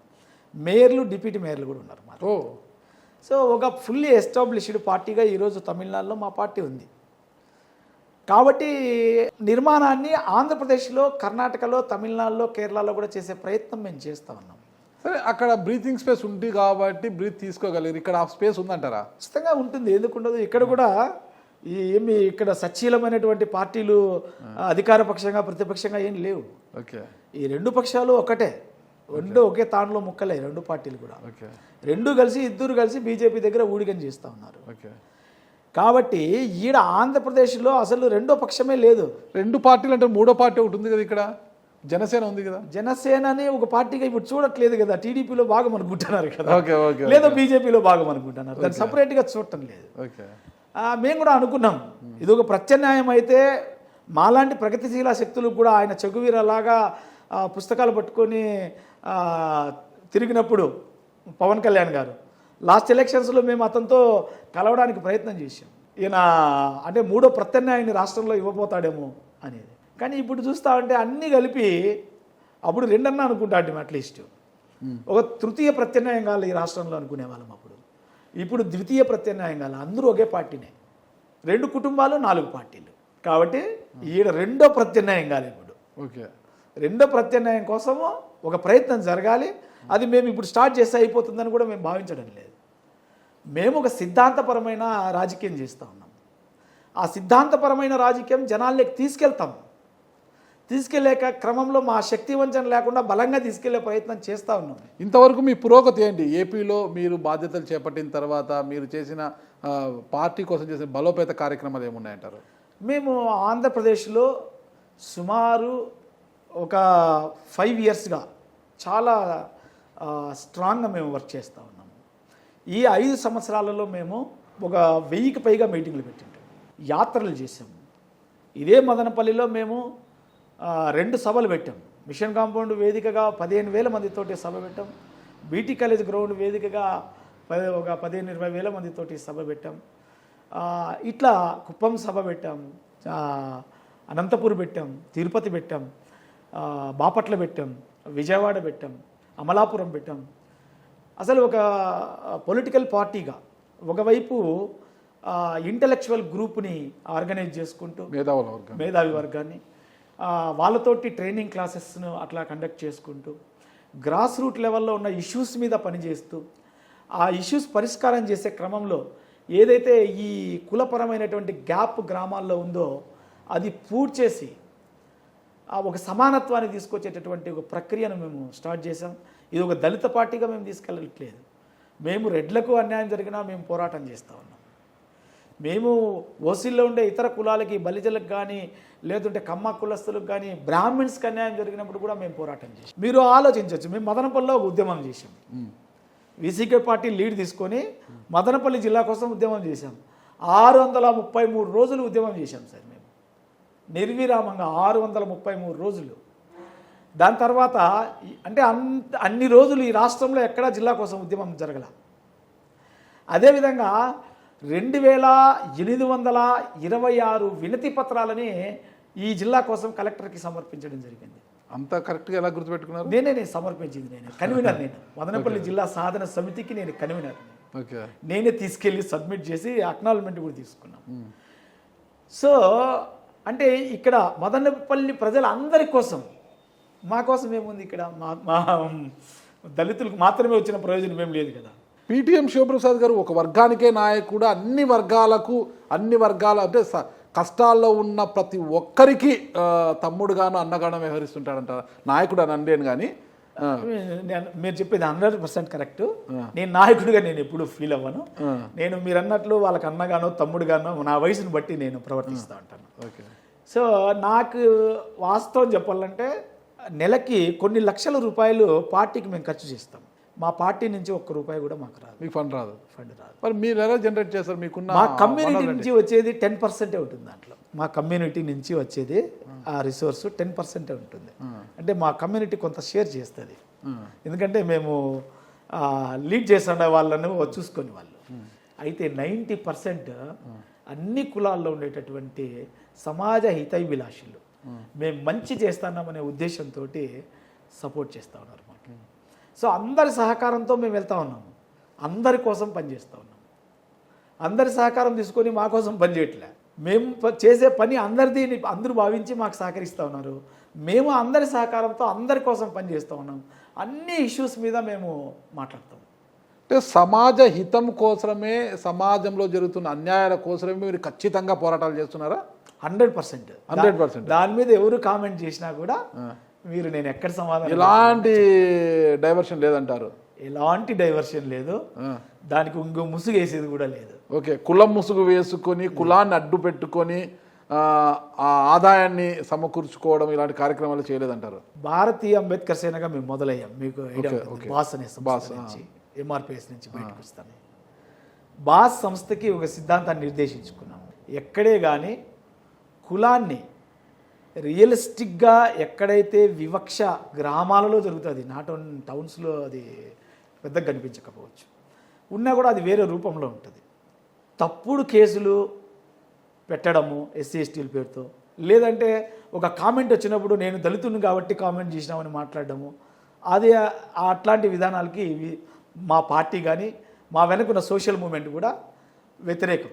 శివప్రసాద్ గారు కరెక్ట్గా ఉండొచ్చు. శివప్రసాద్ గారితో గతంలో నడిచిన వారు కూడా ఇలాంటి ఉద్దేశాలతోనే బయటికి వచ్చి బాగా ఆర్థికంగా కూడా ఎదిగి ఈరోజు నిలదొక్కున్నారు. కానీ మీరు అలా ఉన్నారు కాబట్టి మీరు ఒక సామాన్యుడిగానే ఉండిపోవచ్చును. కానీ మీ వెనకాల తిరిగి మీ జట్టులో ఉండిన వారు ఈరోజు అదే సిద్ధాంతాన్ని అవలంబించి కదా ఈరోజు ఆర్థికంగా పెద్ద ఎత్తుకు ఎదిగిపోయారు.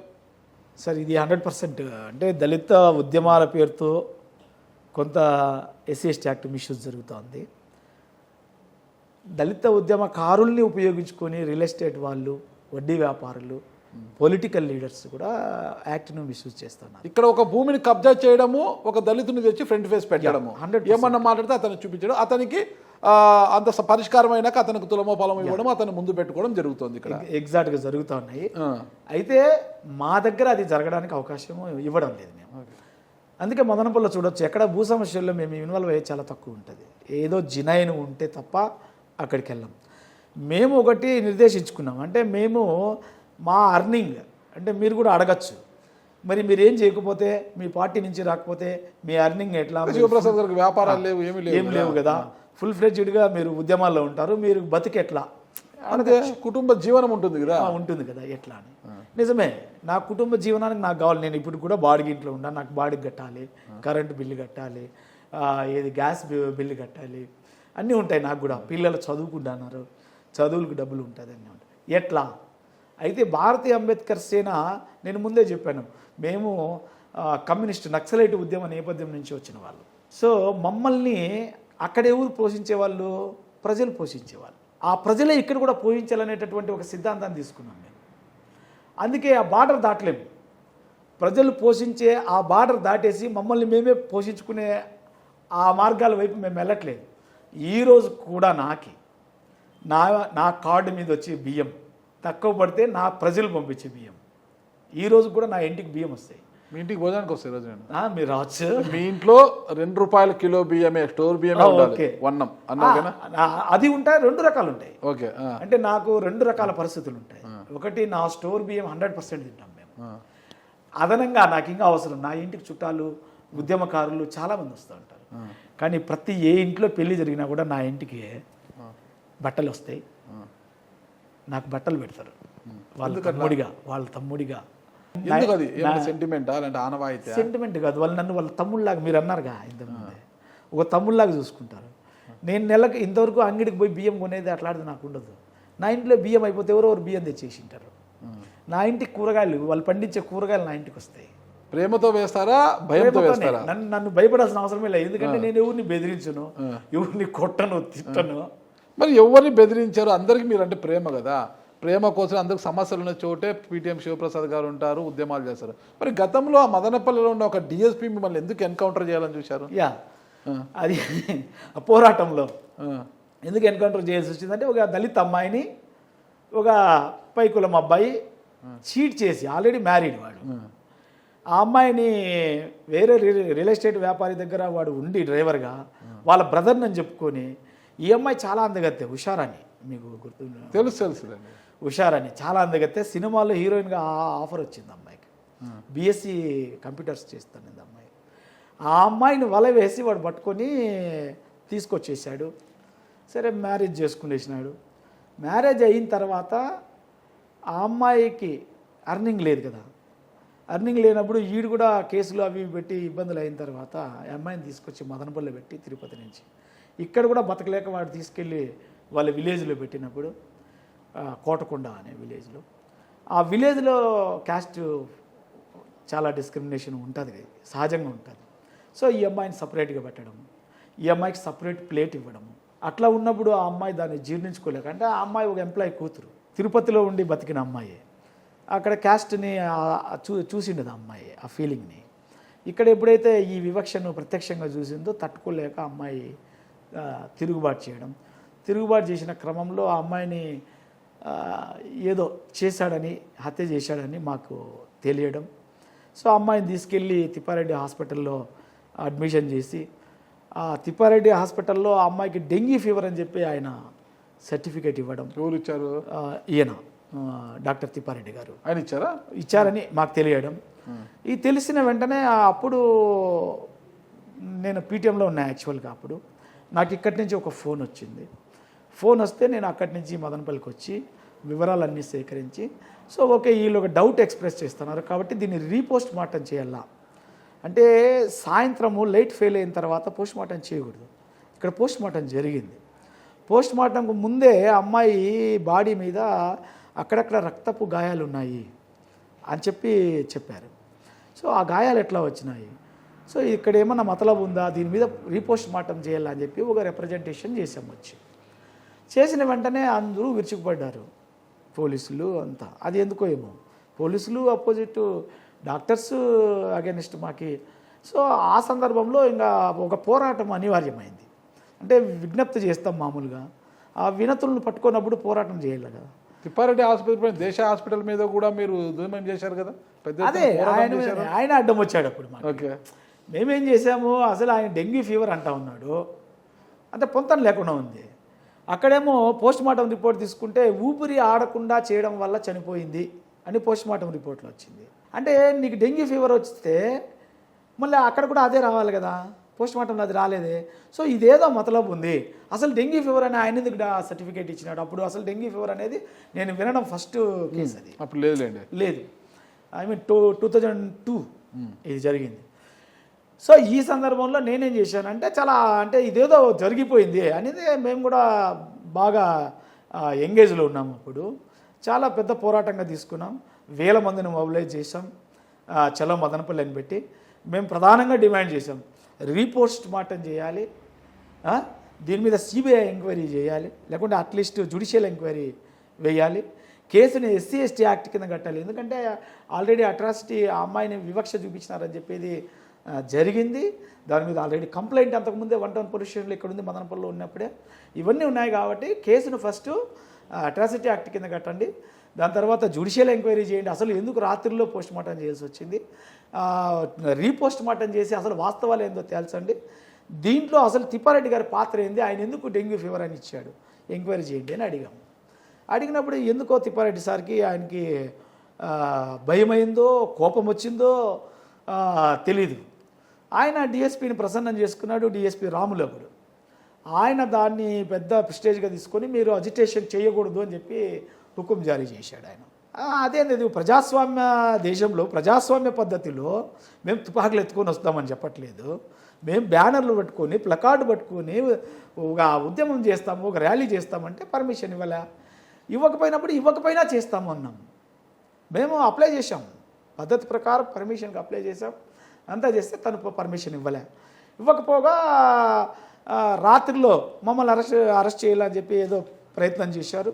డిఎస్పీ గారు డిఐజీ గారికి మాట్లాడి నక్సలైట్ పార్టీ వాళ్ళు రేపు ర్యాలీలో పాల్గొంటా ఉన్నారు, తిప్పారెడ్డి యొక్క ఆసుపత్రి, ప్రైవేట్ హాస్పిటల్ కోట్ల రూపాయల ప్రాపర్టీని వాళ్ళు డ్యామేజ్ చేయబోతా ఉన్నారు, కాబట్టి నాకు అవసరమైతే కాల్పులు జరపడానికి కూడా నాకు అనుమతి కావాలా అని చెప్పి ఈయన కోరినట్లు, అక్కడి నుంచి ఒక ఫ్యాక్స్ వచ్చినట్లు, నైట్ తెల్లవారుజామున 5 గంటలకి నేను వేరే వాళ్ళ ఇంట్లో పడుకున్నా. అక్కడ నాకు అప్పటికి ఇంకా ఇల్లు లేదు నాకు ఇక్కడ. ఆ ఇంటి దగ్గరికి ఒక కానిస్టేబుల్ సైకిల్ వేసుకొని వచ్చి చెప్పిపోయినాడు అనమాట. అంటే నీ మీద రాత్రి అంతా ఇది జరిగింది, మార్నింగ్ నువ్వు చేయకుంటే మంచిది శ్రేయోభిలాషిగా చెప్పాడు అతను. సో మనమేమనుకున్నాము, అసలు మేమేం అన్యాయం చేస్తున్నామని, ఇక్కడ మేము న్యాయంగా పోరాటం చేసి మా డిమాండ్స్ అడుగుతూ ఉన్నాము అని. సరే అనేది మొహం కూడా కడుక్కోకుండానే, స్నానం కూడా చేయకుండానే రోడ్లోకి వెళ్ళాము. అసలు ఏంటి పరిస్థితి, ఏం జరుగుతుందని. ఎక్కడ చూసినా పోలీసులు. నేను ఇంతవరకు కూడా ఇప్పుడు మన జగన్మోహన్ రెడ్డి వచ్చినప్పుడు కూడా అంతమందిని పోలీసులు చూడలే నేను, అంతకుముందు కూడా ఇప్పుడు చూడలే నేను. ఎక్కడ చూడు పోలీసులు, పోలీసు మార్చి పెట్టినారు. కొన్ని అసలు వేల మందిలో వచ్చినారేమో, 1500 ఎంతో వేసినారు రాజు పత్రికల్లో. అంతమంది పోలీసులు, 32 మంది ఏమో సిఐలు, డిఎస్పీలు, 2 ఎస్ఐలు లెక్కలేనంతమంది వచ్చారు. ఎక్కడ చూసినా పోలీసులు అనేది. సరే అనేది ఎక్కడికక్కడ మన వాళ్ళను, బయలుదేరిన వాళ్ళను ఎక్కడికక్కడ అరెస్ట్ చేసినారు. Mudivedu police station, Kothakota police station, Madanapalle 3 police స్టేషన్లో ఎక్కడ చూసినా అందరూ అరెస్ట్ చేసేసారు. సరే ఇంక అనివార్యమైంది, ఇంక మేము చేయాలని డిసైడ్ అయిపోయినాం. అందరు కూడా రాగలిగిన వాళ్ళందరినీ కూడా గవర్నమెంట్ హాస్పిటల్ కాడికి వచ్చేయమన్నాం. గవర్నమెంట్ హాస్పిటల్ కాడికి చేరుకున్నాము. చేరుకోగానే అక్కడికి ఒక 400-500 మంది చేరుతానే పోలీసులు చుట్టుముట్టేసినారు. ఇంక మిగిలిన వాళ్ళని రానివ్వకపోయేసరికి మేము పోలీసులతో మాతో ర్యాలీ చేయకూడదని, వాళ్ళు ర్యాలీ చేయాలని మేము గవర్నమెంట్ హాస్పిటల్ ముందరనే పెద్ద గొడవ అయింది. ఒక సిఐ ఆర్గ్యుమెంట్లో మాట్లాడుకునే సందర్భంలోనే ఏం నీకు అంత పొగురు అని చెప్పిందే తుపాకీ తీశాడు ఆయన బయటికి. తుపాకీ తీస్తే ఏమి తుపాకీ తీస్తావేం కాలుస్తావా అని నేను కూడా బటన్స్ ఓపెన్ చేశాను. బాగా ఘర్షణ అయింది. అప్పుడున్న సిఐ మధ్యలో దూరి ఇద్దరిని తోసి ఇచ్చేసాడు. సరే మళ్ళా ర్యాలీ మేము చేసేదే అన్నాం.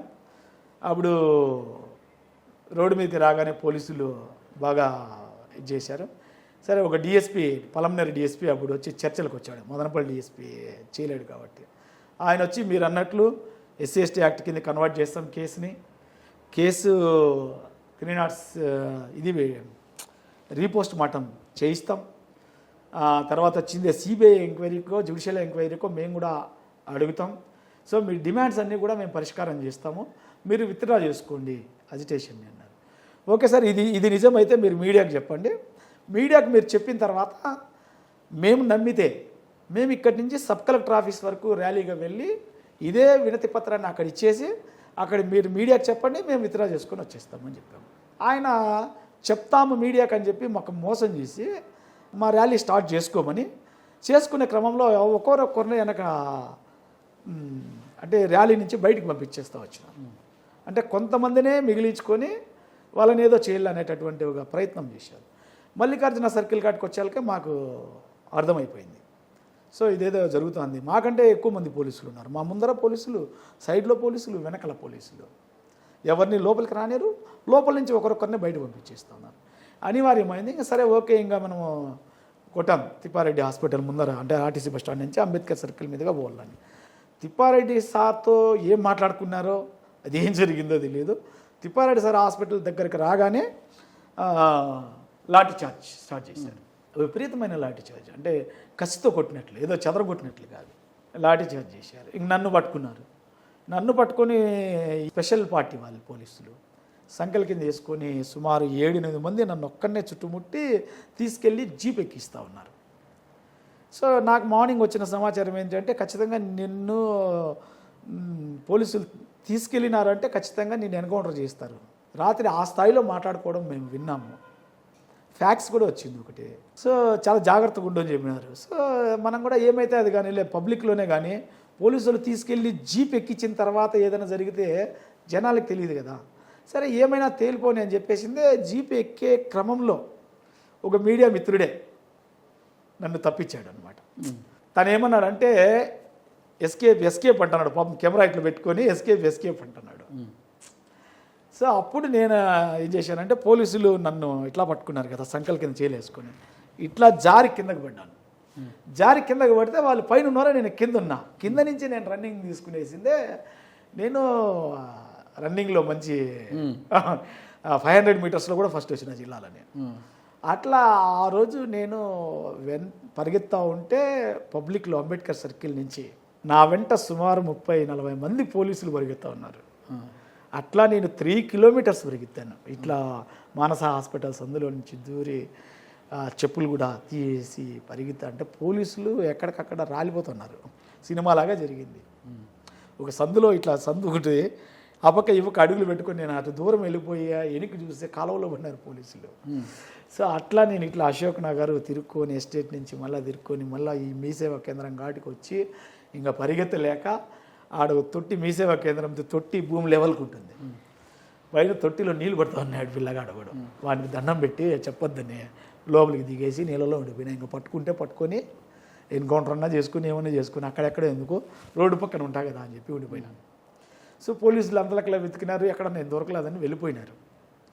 వెళ్ళిపోయిన తర్వాత నేను సుమారుగా గంట తర్వాత అంటే అంత గస్స నాకు చచ్చిపోతానేమో అనేటటువంటి అంత ఇది అయిపోయింది. ఇంకేమైతే అది కానీ లేదు. అప్పుడు గంట తర్వాత కొంచెం ఊపిరి తీసుకొని బయటకు వచ్చి అటు ఇటు చూసి చిన్నగా రోడ్లోకి వచ్చి ఆటో ఎక్కే ప్రయత్నం చేశా. ఆటో ఎక్కి కూర్చుంటానే నాకు కాళ్ళకు బ్లడ్ కారుతుంది. ఒక పక్క పోలీసులు కొట్టినప్పుడు ఇదంతా కూడా నాకు చీలిపోయింది. ఇక్కడ బ్లడ్ వస్తుంది.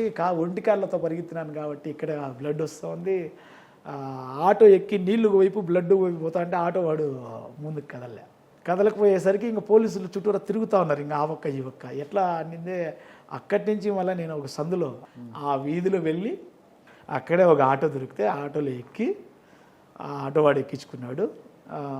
చౌడేశ్వరి కళ్యాణ మండపం దగ్గర దిగిన అక్కడ కూడా పోలీసులు ఉన్నారు. ఆటో అట్లే పెట్టుకోమని ఆటోలోనే కూర్చొని తర్వాత ఒక బస్సు వస్తే చిన్నగా ఆ బస్సులో ఎక్కి మొలకల చెరువుకు పోయినా. మొలకల చెరువుకు పోతే మొలకల చెరువులో కూడా పోలీసులు ఉన్నారు. సరే మొలకల చెరువులో దిగి ఒక సైడ్కి వెళ్ళిపోయి ఒక లారీ ఎక్కినాను. కదిరిలో దిగిన. కదిరిలో దిగి అక్కడ ఒక కాయిన్ ఫోన్ నుంచి మన మదనపల్లి ప్రెస్ వాళ్ళు నాకు చాలా అసలు నా ప్రాణాలు కాపాడింది ఆ రోజు. ప్రెస్ జర్నలిస్ట్ అందరూ ఫ్రెండ్స్ అట్లా ఉండేవాళ్ళం మేము. మళ్ళీ వాళ్ళు టెన్షన్ పడతా ఉంటారని నేను ఫోన్ చేసి ఇక్కడికి మళ్ళీ సమాచారం ఇచ్చిన. నేను కదిరిలో ఉన్నాను అంటే నేనేమైనాననేది పెద్ద ఇది ఇక్కడ సస్పెన్స్ అనమాట. ఇట్లా వచ్చినాను అని నాకు డబ్బులు కూడా లేవు. ఇంకా మళ్ళీ అక్కడిని మన ప్రెస్ నుంచి ఒక అతను అక్కడ కదిరిలో ఒకరికి ఫోన్ చేస్తే అక్కడ డబ్బులు తీసుకొని నేను మళ్ళీ హైదరాబాద్ వెళ్ళి హైదరాబాద్లో ఉండి వచ్చాను. ఇంకా మళ్ళీ ఉన్నారు ఇప్పుడు ప్రాణాలతో ఉండి మీడియా సహచరులు మీడియా మిత్రుల సహకారం వాళ్ళే నాకు 100%. అది మరి పేర్లు కూడా చెప్పచ్చు నేను, కానీ చెప్తే బాగుంటుంది. ఓకే ఓకే ఓకే సరే ఎందుకులేండి ఈరోజు విషయం. సరే మరి అలాంటి ఉద్యమాల నుంచి వచ్చి ఈరోజు మళ్ళీ ఈ రాజకీయ పార్టీ బుర్జువా రాజకీయ పార్టీలకి వచ్చిన మీరు ఏం సాధించాలనుకున్నారు? మదనపల్లె అంటే ఈరోజు రాజంపేట పార్లమెంట్ అభ్యర్థ లేదంటే మదనపల్లె నియోజకవర్గ అభ్యర్థ అనేది ఇంకా ఫైనల్ కాలేదు కాబట్టి ఒకవేళ నిజంగా మదనపల్లె ఎమ్మెల్యే అభ్యర్థి అయితే ఏం సాధించాలనుకున్నారు? రాజంపేట పార్లమెంట్ అభ్యర్థి అయితే ఏం సాధించాలనుకున్నారు? ఎందుకంటే ఒక మీరు లేగ దూడ లాంటి వారు. ఇక్కడ రెండు ఎద్దులు బలమైన ఎద్దులు వచ్చి పోరాటం చేస్తుంటే ఒక లేగ దూడ లాంటి మీరు మధ్యలో దూరాలని చూస్తున్నారు. వారు కొమ్ముల వాడికి వేడికి మీరు తట్టుకోగలరా? అసలుకి నేరుగా చెప్పాలంటే ఇద్దరు ధనవంతుల మధ్య ఒక బలహీనుడు, ఇద్దరు బలవంతుల మధ్య ఒక బలహీనుడు ఇక్కడ పోటీ పడే పరిస్థితి. రాజంపేట పార్లమెంట్ తీసుకుంటే మిథున్ రెడ్డి, మాజీ ముఖ్యమంత్రి కిరణ్ కుమార్ రెడ్డి 100 కోట్ల సంచుల బ్యాగులు తీసుకుని వాళ్ళు వస్తున్నారు. ఇక మదనపల్లె నియోజకవర్గానికి వచ్చాక అసెంబ్లీకి వచ్చాక ఇక్కడ నిషార్ అహ్మద్ కావచ్చు, షాజాన్ బాషా నేను 50 కోట్లు అంటే నేను 60 కోట్లు అంటే నేను 60 అంటే నేను 70 అని నోట్ల పందారా మారుతున్నారు ఇక్కడ. మరి ఈ పరిస్థితుల్లో పీటీఎం శివప్రసాద్ గారి పరిస్థితి ఏంటి? సో నేను పోటీ చేస్తే అంటే మా పార్టీ పోటీ చేయమని చెప్తా ఉంది కాబట్టి పార్లమెంటుకో అసెంబ్లీకో పోటీ చేయాల్సి వస్తుంది, అనివార్యమవుతుంది. పోటీ చేస్తే నా కోసం నేను పోటీ చేయట్లే. నా కోసం నేను చేస్తే నేను జన బలహీనుడిని అవ్వచ్చు. నేను ఖచ్చితంగా ప్రజల కోసము సామాన్య మధ్యతరగతి ప్రజలు కూడా ఎన్నికల్లో నిలబడచ్చు. ఎందుకు నిలబడకూడదు? 100 కోట్లు ఉండే వాళ్ళే ఎప్పుడు ఎన్నికల్లో నిలబడాలా? సామాన్యుడు కనీసం ప్రయత్నం చేద్దా? ఎవరో ఒకరు నిలబడి ఒక ధైర్యాన్ని ఇవ్వకపోతే రేపటి తరం ఎప్పుడు కోటీశ్వర్ల వైపే చూస్తూ ఉంటుంది. ఎలక్షన్ వస్తే సామాన్యుని వైపు కూడా ప్రజలు చూడాలి. చూసేటటువంటి ఒక పరిస్థితిని క్రియేట్ చేయాలి. ఓటుకి నోటు ఇవ్వకపోతే ఎన్నికలనే బాయ్కాట్ చేసే పరిస్థితి. మేము ఓటు వెయ్యము, బూత్కు వెళ్ళి ఓటు వెయ్యమని బాయ్కాట్ చేసే పరిస్థితి ఈరోజు మనం చూస్తున్నప్పుడు ఈ నేపథ్యంలో మీరు చెప్తున్నది జరుగుతుందా? 100% జరుగుతుంది. ఒక మనిషి, ఒక లీడర్, నేను 30 ఏళ్ళుగా ప్రజలు నన్ను పోషిస్తున్నారు.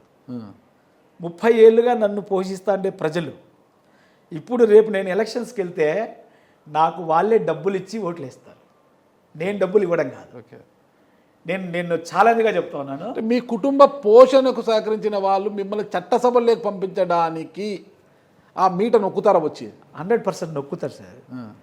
ఎందుకు నొక్కుతారని నేను చెప్పగలుగుతున్నానంటే, నేను తమిళనాడు రాజకీయాలు చూసా. మా పార్టీ లీడర్ నిలబడితే ఎన్నికల్లో, మా పార్టీ లీడర్ నిలబడిన కాడ ప్రతి ఇంటి నుంచి ఆయనకు ఓట్లే కాదు నోట్లు కూడా వస్తాయి.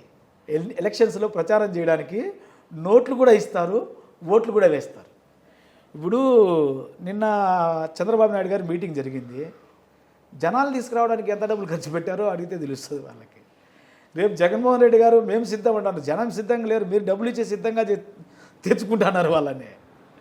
కానీ మేము జనాన్ని స్వచ్ఛందంగా, మాకు జనాలు డబ్బులు ఇచ్చి వస్తూ ఉన్నారు.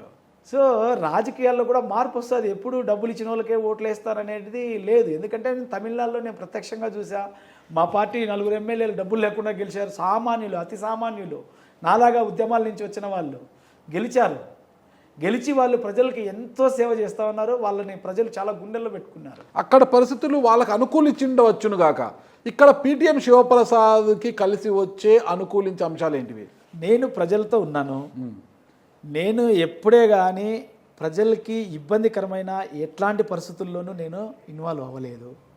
నెంబర్ 1. నేను నిజంగానే సేవ చేయాలనుకునేవాడిని. నేనేదో ఎలక్షన్ వచ్చినప్పుడు 100 కోట్లు ఎత్తుకొని వచ్చి, లేదంటే ఎలక్షన్కు ముందర వచ్చేసి పేపర్లో యాడ్స్ ఇచ్చేసి వాళ్ళు ఫ్లెక్సీలు వేసుకొని అట్లా ఉండేవాడిని. నిరంతరం మంచి జరిగినా, చెడు జరిగినా, చావులు జరిగినా, యాక్సిడెంట్లు జరిగినా అందరితో ఉంటాను. సేవ చేయాలని చెప్పి రేపొద్దున ప్రజలు మిమ్మల్ని అసెంబ్లీలోకి పంపించినా, పార్లమెంట్లో వచ్చి మళ్ళీ సేవ్ చేయరు కదా. చేయాల్సిన అవసరం లేదు. నేను అప్పుడే చెప్పాను, నేను ఒక పరిధి పెట్టుకున్నాను అని. నేను ఒక పరిధి పెట్టుకున్నా. ఈ పూటకు జరిగేదాని గురించే నేను ఈరోజు ఆలోచిస్తాను. అది కూడా నేను కూడా ఆలోచించే పరిస్థితి లేదు నాకు ఇప్పుడు. నా గురించి నా పక్కన ఉండే వాళ్ళే ప్రజలే ఆలోచించే పరిస్థితి ఉంది.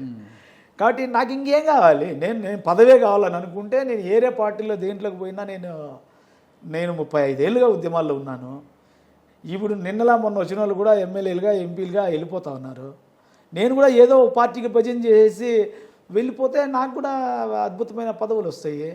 ఇంక డబ్బులే ప్రధానం అని అనుకుంటే నేను కూడా 100 కోట్లు సంపాదించాను. మదనపల్లిలో చాలామంది భూముల మీద పడి భూ కబ్జాలతోటి, భూ వ్యాపారాలతోటి సంపాదిస్తూ ఉన్నారు.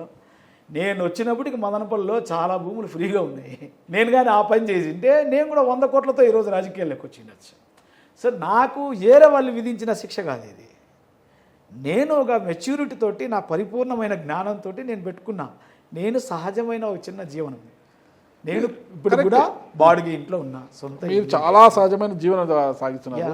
చిన్న స్థాయి నుంచి వస్తున్నారు మీరు. చిన్నగా అదే స్థాయి నుంచి అంటే మీరు ఎప్పుడు కూడా ఎమ్మెల్యే, ఎంపీగా పోటీ చేయాలని చూస్తారు, కానీ ప్రతి 5 ఏళ్ళకి ఒకసారి ఒక కౌన్సిలర్గా ఎందుకు పోటీ చేసి ఫస్ట్ కౌన్సిలర్గా మన ప్రయాణాన్ని, రాజకీయ ప్రయాణాన్ని సాగిస్తాము, ప్రారంభిస్తాము అని ఎందుకు అనుకోవడం లేదు మీరు? ఎస్, అంటే మేము కౌన్సిలర్లుగా కూడా చేయించాము చాలా మందిని. మీరు లేరు కదా నేరుగా. నా పర్సనల్ మీరు అడుగుతున్నారు కాబట్టి చెప్తాను. నేను ఎప్పుడైతే 2009, 2004 నామినేషన్స్ వేసే సమయంలో వేసి ఒకటి విత్డ్రా చేసుకోవడము, వేసే సమయంలో నుంచి విత్డ్రా చేసుకోవడము, 2 ఇన్సిడెంట్స్ జరిగిన తర్వాత నేను ఇక ఎన్నికల్లో పోటీ చేయకూడదని అనుకున్నా. ఎందుకంటే ఒక రకమైన నాయకత్వము ఇట్లా నాలాంటి ఒక రాజకీయ ఆసక్తి ఉన్న వాళ్ళని, రాజకీయ పోరాటం చేయాలనుకున్న వాళ్ళని వెనక్కి నెట్టే పరిస్థితి కనిపించినప్పుడు, సో ఇట్లా పరిస్థితి వేరే వాళ్ళకి రాకూడదు, నేను పోరాటం చేయించేవాడిగా తయారవ్వాల. నేను పార్టీ సొంతంగా పెట్టినా లేదా ఇంకో పార్టీలోకి నేను వెళ్ళినా, నేను నా దగ్గర ఉన్నటువంటి క్యాడర్ని పార్టీకి సమాయత్తం చేసి పోటీ చేసే వీరుల్లాగా నిలబెట్టాల.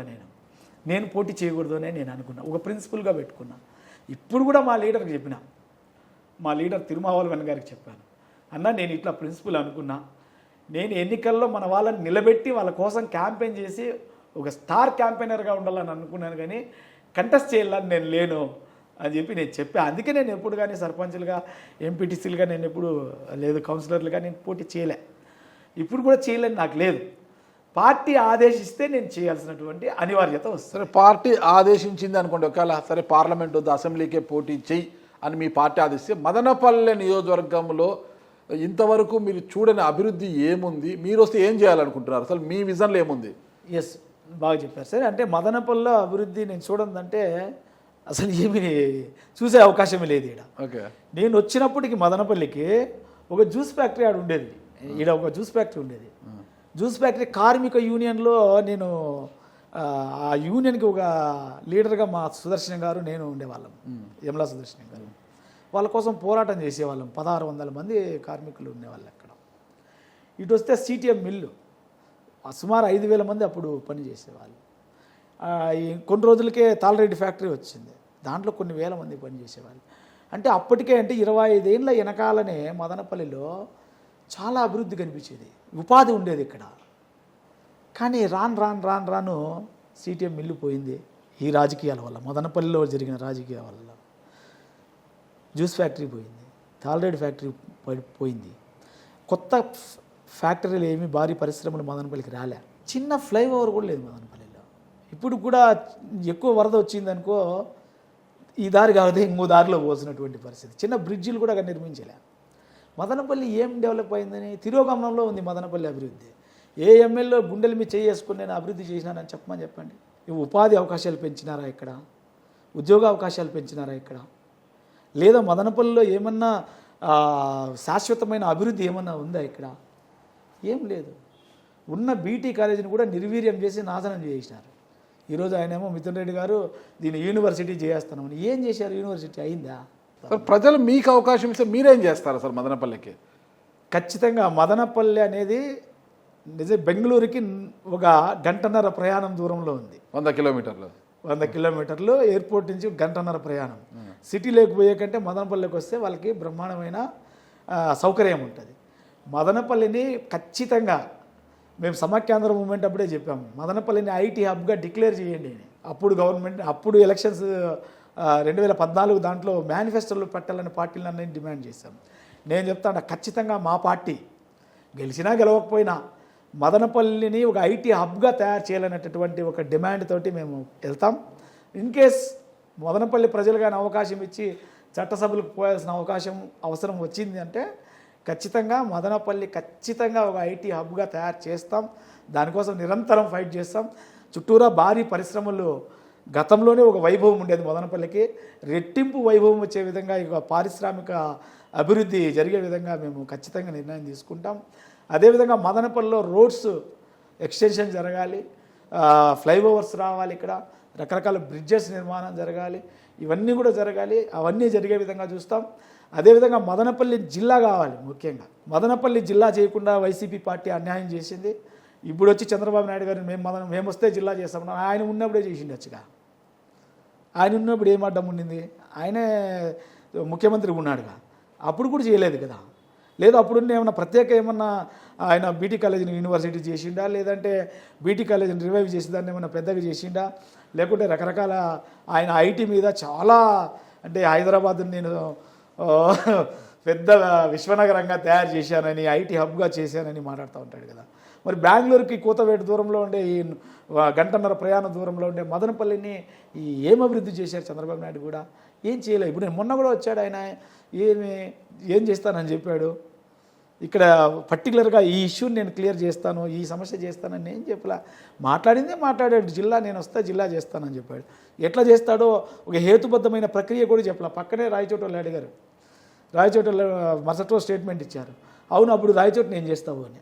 నువ్వు చెప్పాలి కదా ఒక హేతుబద్ధమైన మదనపల్లిని ఈ విధంగా జిల్లా చేస్తాను, రాయచోట్లో ఇప్పుడే జిల్లాకు సంబంధించినటువంటి ఎస్టాబ్లిష్మెంట్ జరిగింది, దానితో ఈ విధంగా వాళ్ళని సాటిస్ఫై చేస్తాను అని చెప్పగలగాలి కదా. చెప్పలే. ఇక్కడొచ్చి ఇక్కడ మాట, అక్కడొచ్చి అక్కడ మాట మాట్లాడేది. ఇదంతా కూడా ఎలక్షన్ కోసం ఆడుతుండే డ్రామా. టీడీపీ అయినా వైసీపీ అయినా మదనపల్లికి ద్రోహమే చేసింది. జిల్లా విషయంలో మదనపల్లి అభివృద్ధి విషయంలో కూడా అన్యాయమే చేసింది. మదనపల్లి ప్రజలు ఖచ్చితంగా బెంగళూరు మీద ఆధారపడే ఈరోజు జీవిస్తూ ఉన్నారు. మనం శనివారం వస్తే చూస్తే తెలుస్తుంది, బస్సులన్నీ కూడా కిక్కిరిసిపోయి వస్తాయి. అందరూ పోయి బెంగళూరులో బతికి వీకెండ్స్కి అందరూ కూడా మదనపల్లికి వస్తూ ఉంటారు. వాళ్ళకు సరైన బస్సు సౌకర్యం కూడా లేదు. ఇప్పుడు కింద మీద ఎక్కి రావాల్సిన పరిస్థితి ఉంది. అది కూడా కల్పించలేకపోయింది ఈ ప్రభుత్వం కానీ ఇక్కడున్నటువంటి ఎమ్మెల్యేలు కానీ. కాబట్టి మదనపల్లికి చాలా అన్యాయం జరిగింది. మదనపల్లికి చాలా సమస్యలు ఉన్నాయి. నిరుద్యోగ సమస్య ఎక్కువగా ఉంది. వ్యవసాయ సంక్షోభం కూడా ఉంది. వ్యవసాయాన్ని కూడా ఏమి ఇప్పటికి కూడా సమ్మర్ స్టోరేజ్ ట్యాంక్కి నీళ్లు లేవు, అసలు అభివృద్ధి లేదు, చాలా అన్యాయం జరుగుతుంది సార్. మదనపల్లి అభివృద్ధి జరగాలంటే చూద్దాం ప్రజలు పీటీఎం శివప్రసాద్ గారికి అవకాశం ఇస్తారేమో అని. కానీ ఒక్కటే అనుమానం, పీటీఎం శివప్రసాద్ గారు దీర్ఘకాలం పాటు అంటే ఇదే కండువాత అంటే ఇలా పోరాట స్ఫూర్తి ఉద్యమ స్ఫూర్తి ఉన్న పార్టీలను పనిచేస్తారా, లేదంటే ఈయన భవిష్యత్తులో తాను కూడా రాజకీయ ఆకాంక్ష పుట్టి నేను కూడా ఎమ్మెల్యే కావాలి అంటే ఒక వైసీపీలోనో ఒక టీడీపీలోనో ఉంటే బాగుంటుంది కదా అని ఆ పార్టీల వైపు మరలే ఏమన్నా అవకాశాలు ఉన్నాయంటారా? ఒక్కటైతే గ్యారంటీగా చెప్పగలను సార్, నా ప్రాణం ఉన్నంత వరకు బూర్జువా రాజకీయ పార్టీలోకి పోను. పక్కా 100%. ఇది ఇట్లా మాట చాలా ఇది బాబాసాహెబ్ అంబేద్కర్ ఒక సైద్ధాంతిక ఉద్యమాన్ని ఆధారం చేసుకుని, సైద్ధాంతిక నిర్మాణాన్ని ఆధారం చేసుకుని, అంబేద్కర్ లక్ష్య సాధనలో భారత రాజ్యాంగ సూత్రాలకు అనుగుణంగా ఏ పార్టీ ఉంటుందో ఆ పార్టీ విసికే పార్టీ, లేదా ఇట్లాంటి అంబేద్కరిస్ట్ పార్టీలతోనే తప్ప వేరే పార్టీలోకి నేను వెళ్ళను. బూర్జువా పార్టీలోకి పోదు. పీటీఎం శివప్రసాద్ గారి యొక్క భవిష్యత్తు కార్యాచరణ లక్ష్యం ఏమంటారు? భారత రాజ్యాంగాన్ని కాపాడే ఆ ప్రక్రియలో రాజకీయ పార్టీగా, సామాజిక ఉద్యమంగా, సాంస్కృతిక ఉద్యమంగా ముందుకెళ్ళడమే నా లక్ష్యం. నాకు ఎమ్మెల్యేనో ఎంపీనో నా లక్ష్యం కాదు. ఓకే, ఫైనల్గా ఇంతకు మీరు ఎంతవరకు చదువుకున్నారు నాకు చెప్పలేదు. ఇప్పుడు కూడా చెప్పను మీకు నేను. ఒక పిహెచ్డి స్కాలర్ ఎన్ని పుస్తకాలు చదివి ఉంటాడో అన్ని పుస్తకాలు చదివి ఉంటాను అంతే. నా ఎడ్యుకేషన్ తర్వాత ఇంకోసారి చెప్తాను. అంటే ఎడ్యుకేషన్ ఎంతవరకు అనేది ఇప్పుడు చెప్పారు. సరే, ఏది ఏమైనప్పటికీ కూడా మీ పార్టీ ఆదేశిస్తే మీరు మదనపల్లి నుంచి బరిలో ఉండాలని, మదనపల్లె ప్రజల ఆకాంక్షలను మీరు నెరవేర్చే నాయకుడిగా తయారవ్వాలని కోరుకుంటున్నాను. థ్యాంక్ యూ శివప్రసాద్ గారు, నమస్తే. థ్యాంక్ యూ, చాలా సంతోషం నారాజన్. మీ ఇంటర్వ్యూలో మేము పార్టిసిపేట్ చేసినందుకు, థ్యాంక్ యూ మాకు అవకాశం ఇచ్చినందుకు ధన్యవాదాలు. గొప్పవాడిని కాదు, వారిని ఇంటర్వ్యూ చేయడం కూడా నాకు మీ ఇంటర్వ్యూలు చాలా ప్రభావశీలంగా ఉంటాయి, మేము చూస్తూ ఉంటాం. చాలా ఆసక్తిగా కొంత మెసేజ్ కోసం మీ ఇంటర్వ్యూలు ఎక్కువ చూస్తూ ఉంటాం మేము. సో నేను కూడా మీ దగ్గర కూర్చుంటానని, అట్లా అవకాశం వస్తుందని అనుకోలేదు. చాలా సంతోషం. సామాన్యులకు కూడా మీరు అవకాశం ఇచ్చినందుకు సంతోషం. సుమన్ టీవీ కానీ మీకు. సుమన్ టీవీలో మీ పర్సనల్ అండ్ బిజినెస్ ప్రమోషన్స్ కోసం కింది నెంబర్కి కాంటాక్ట్ చేయండి.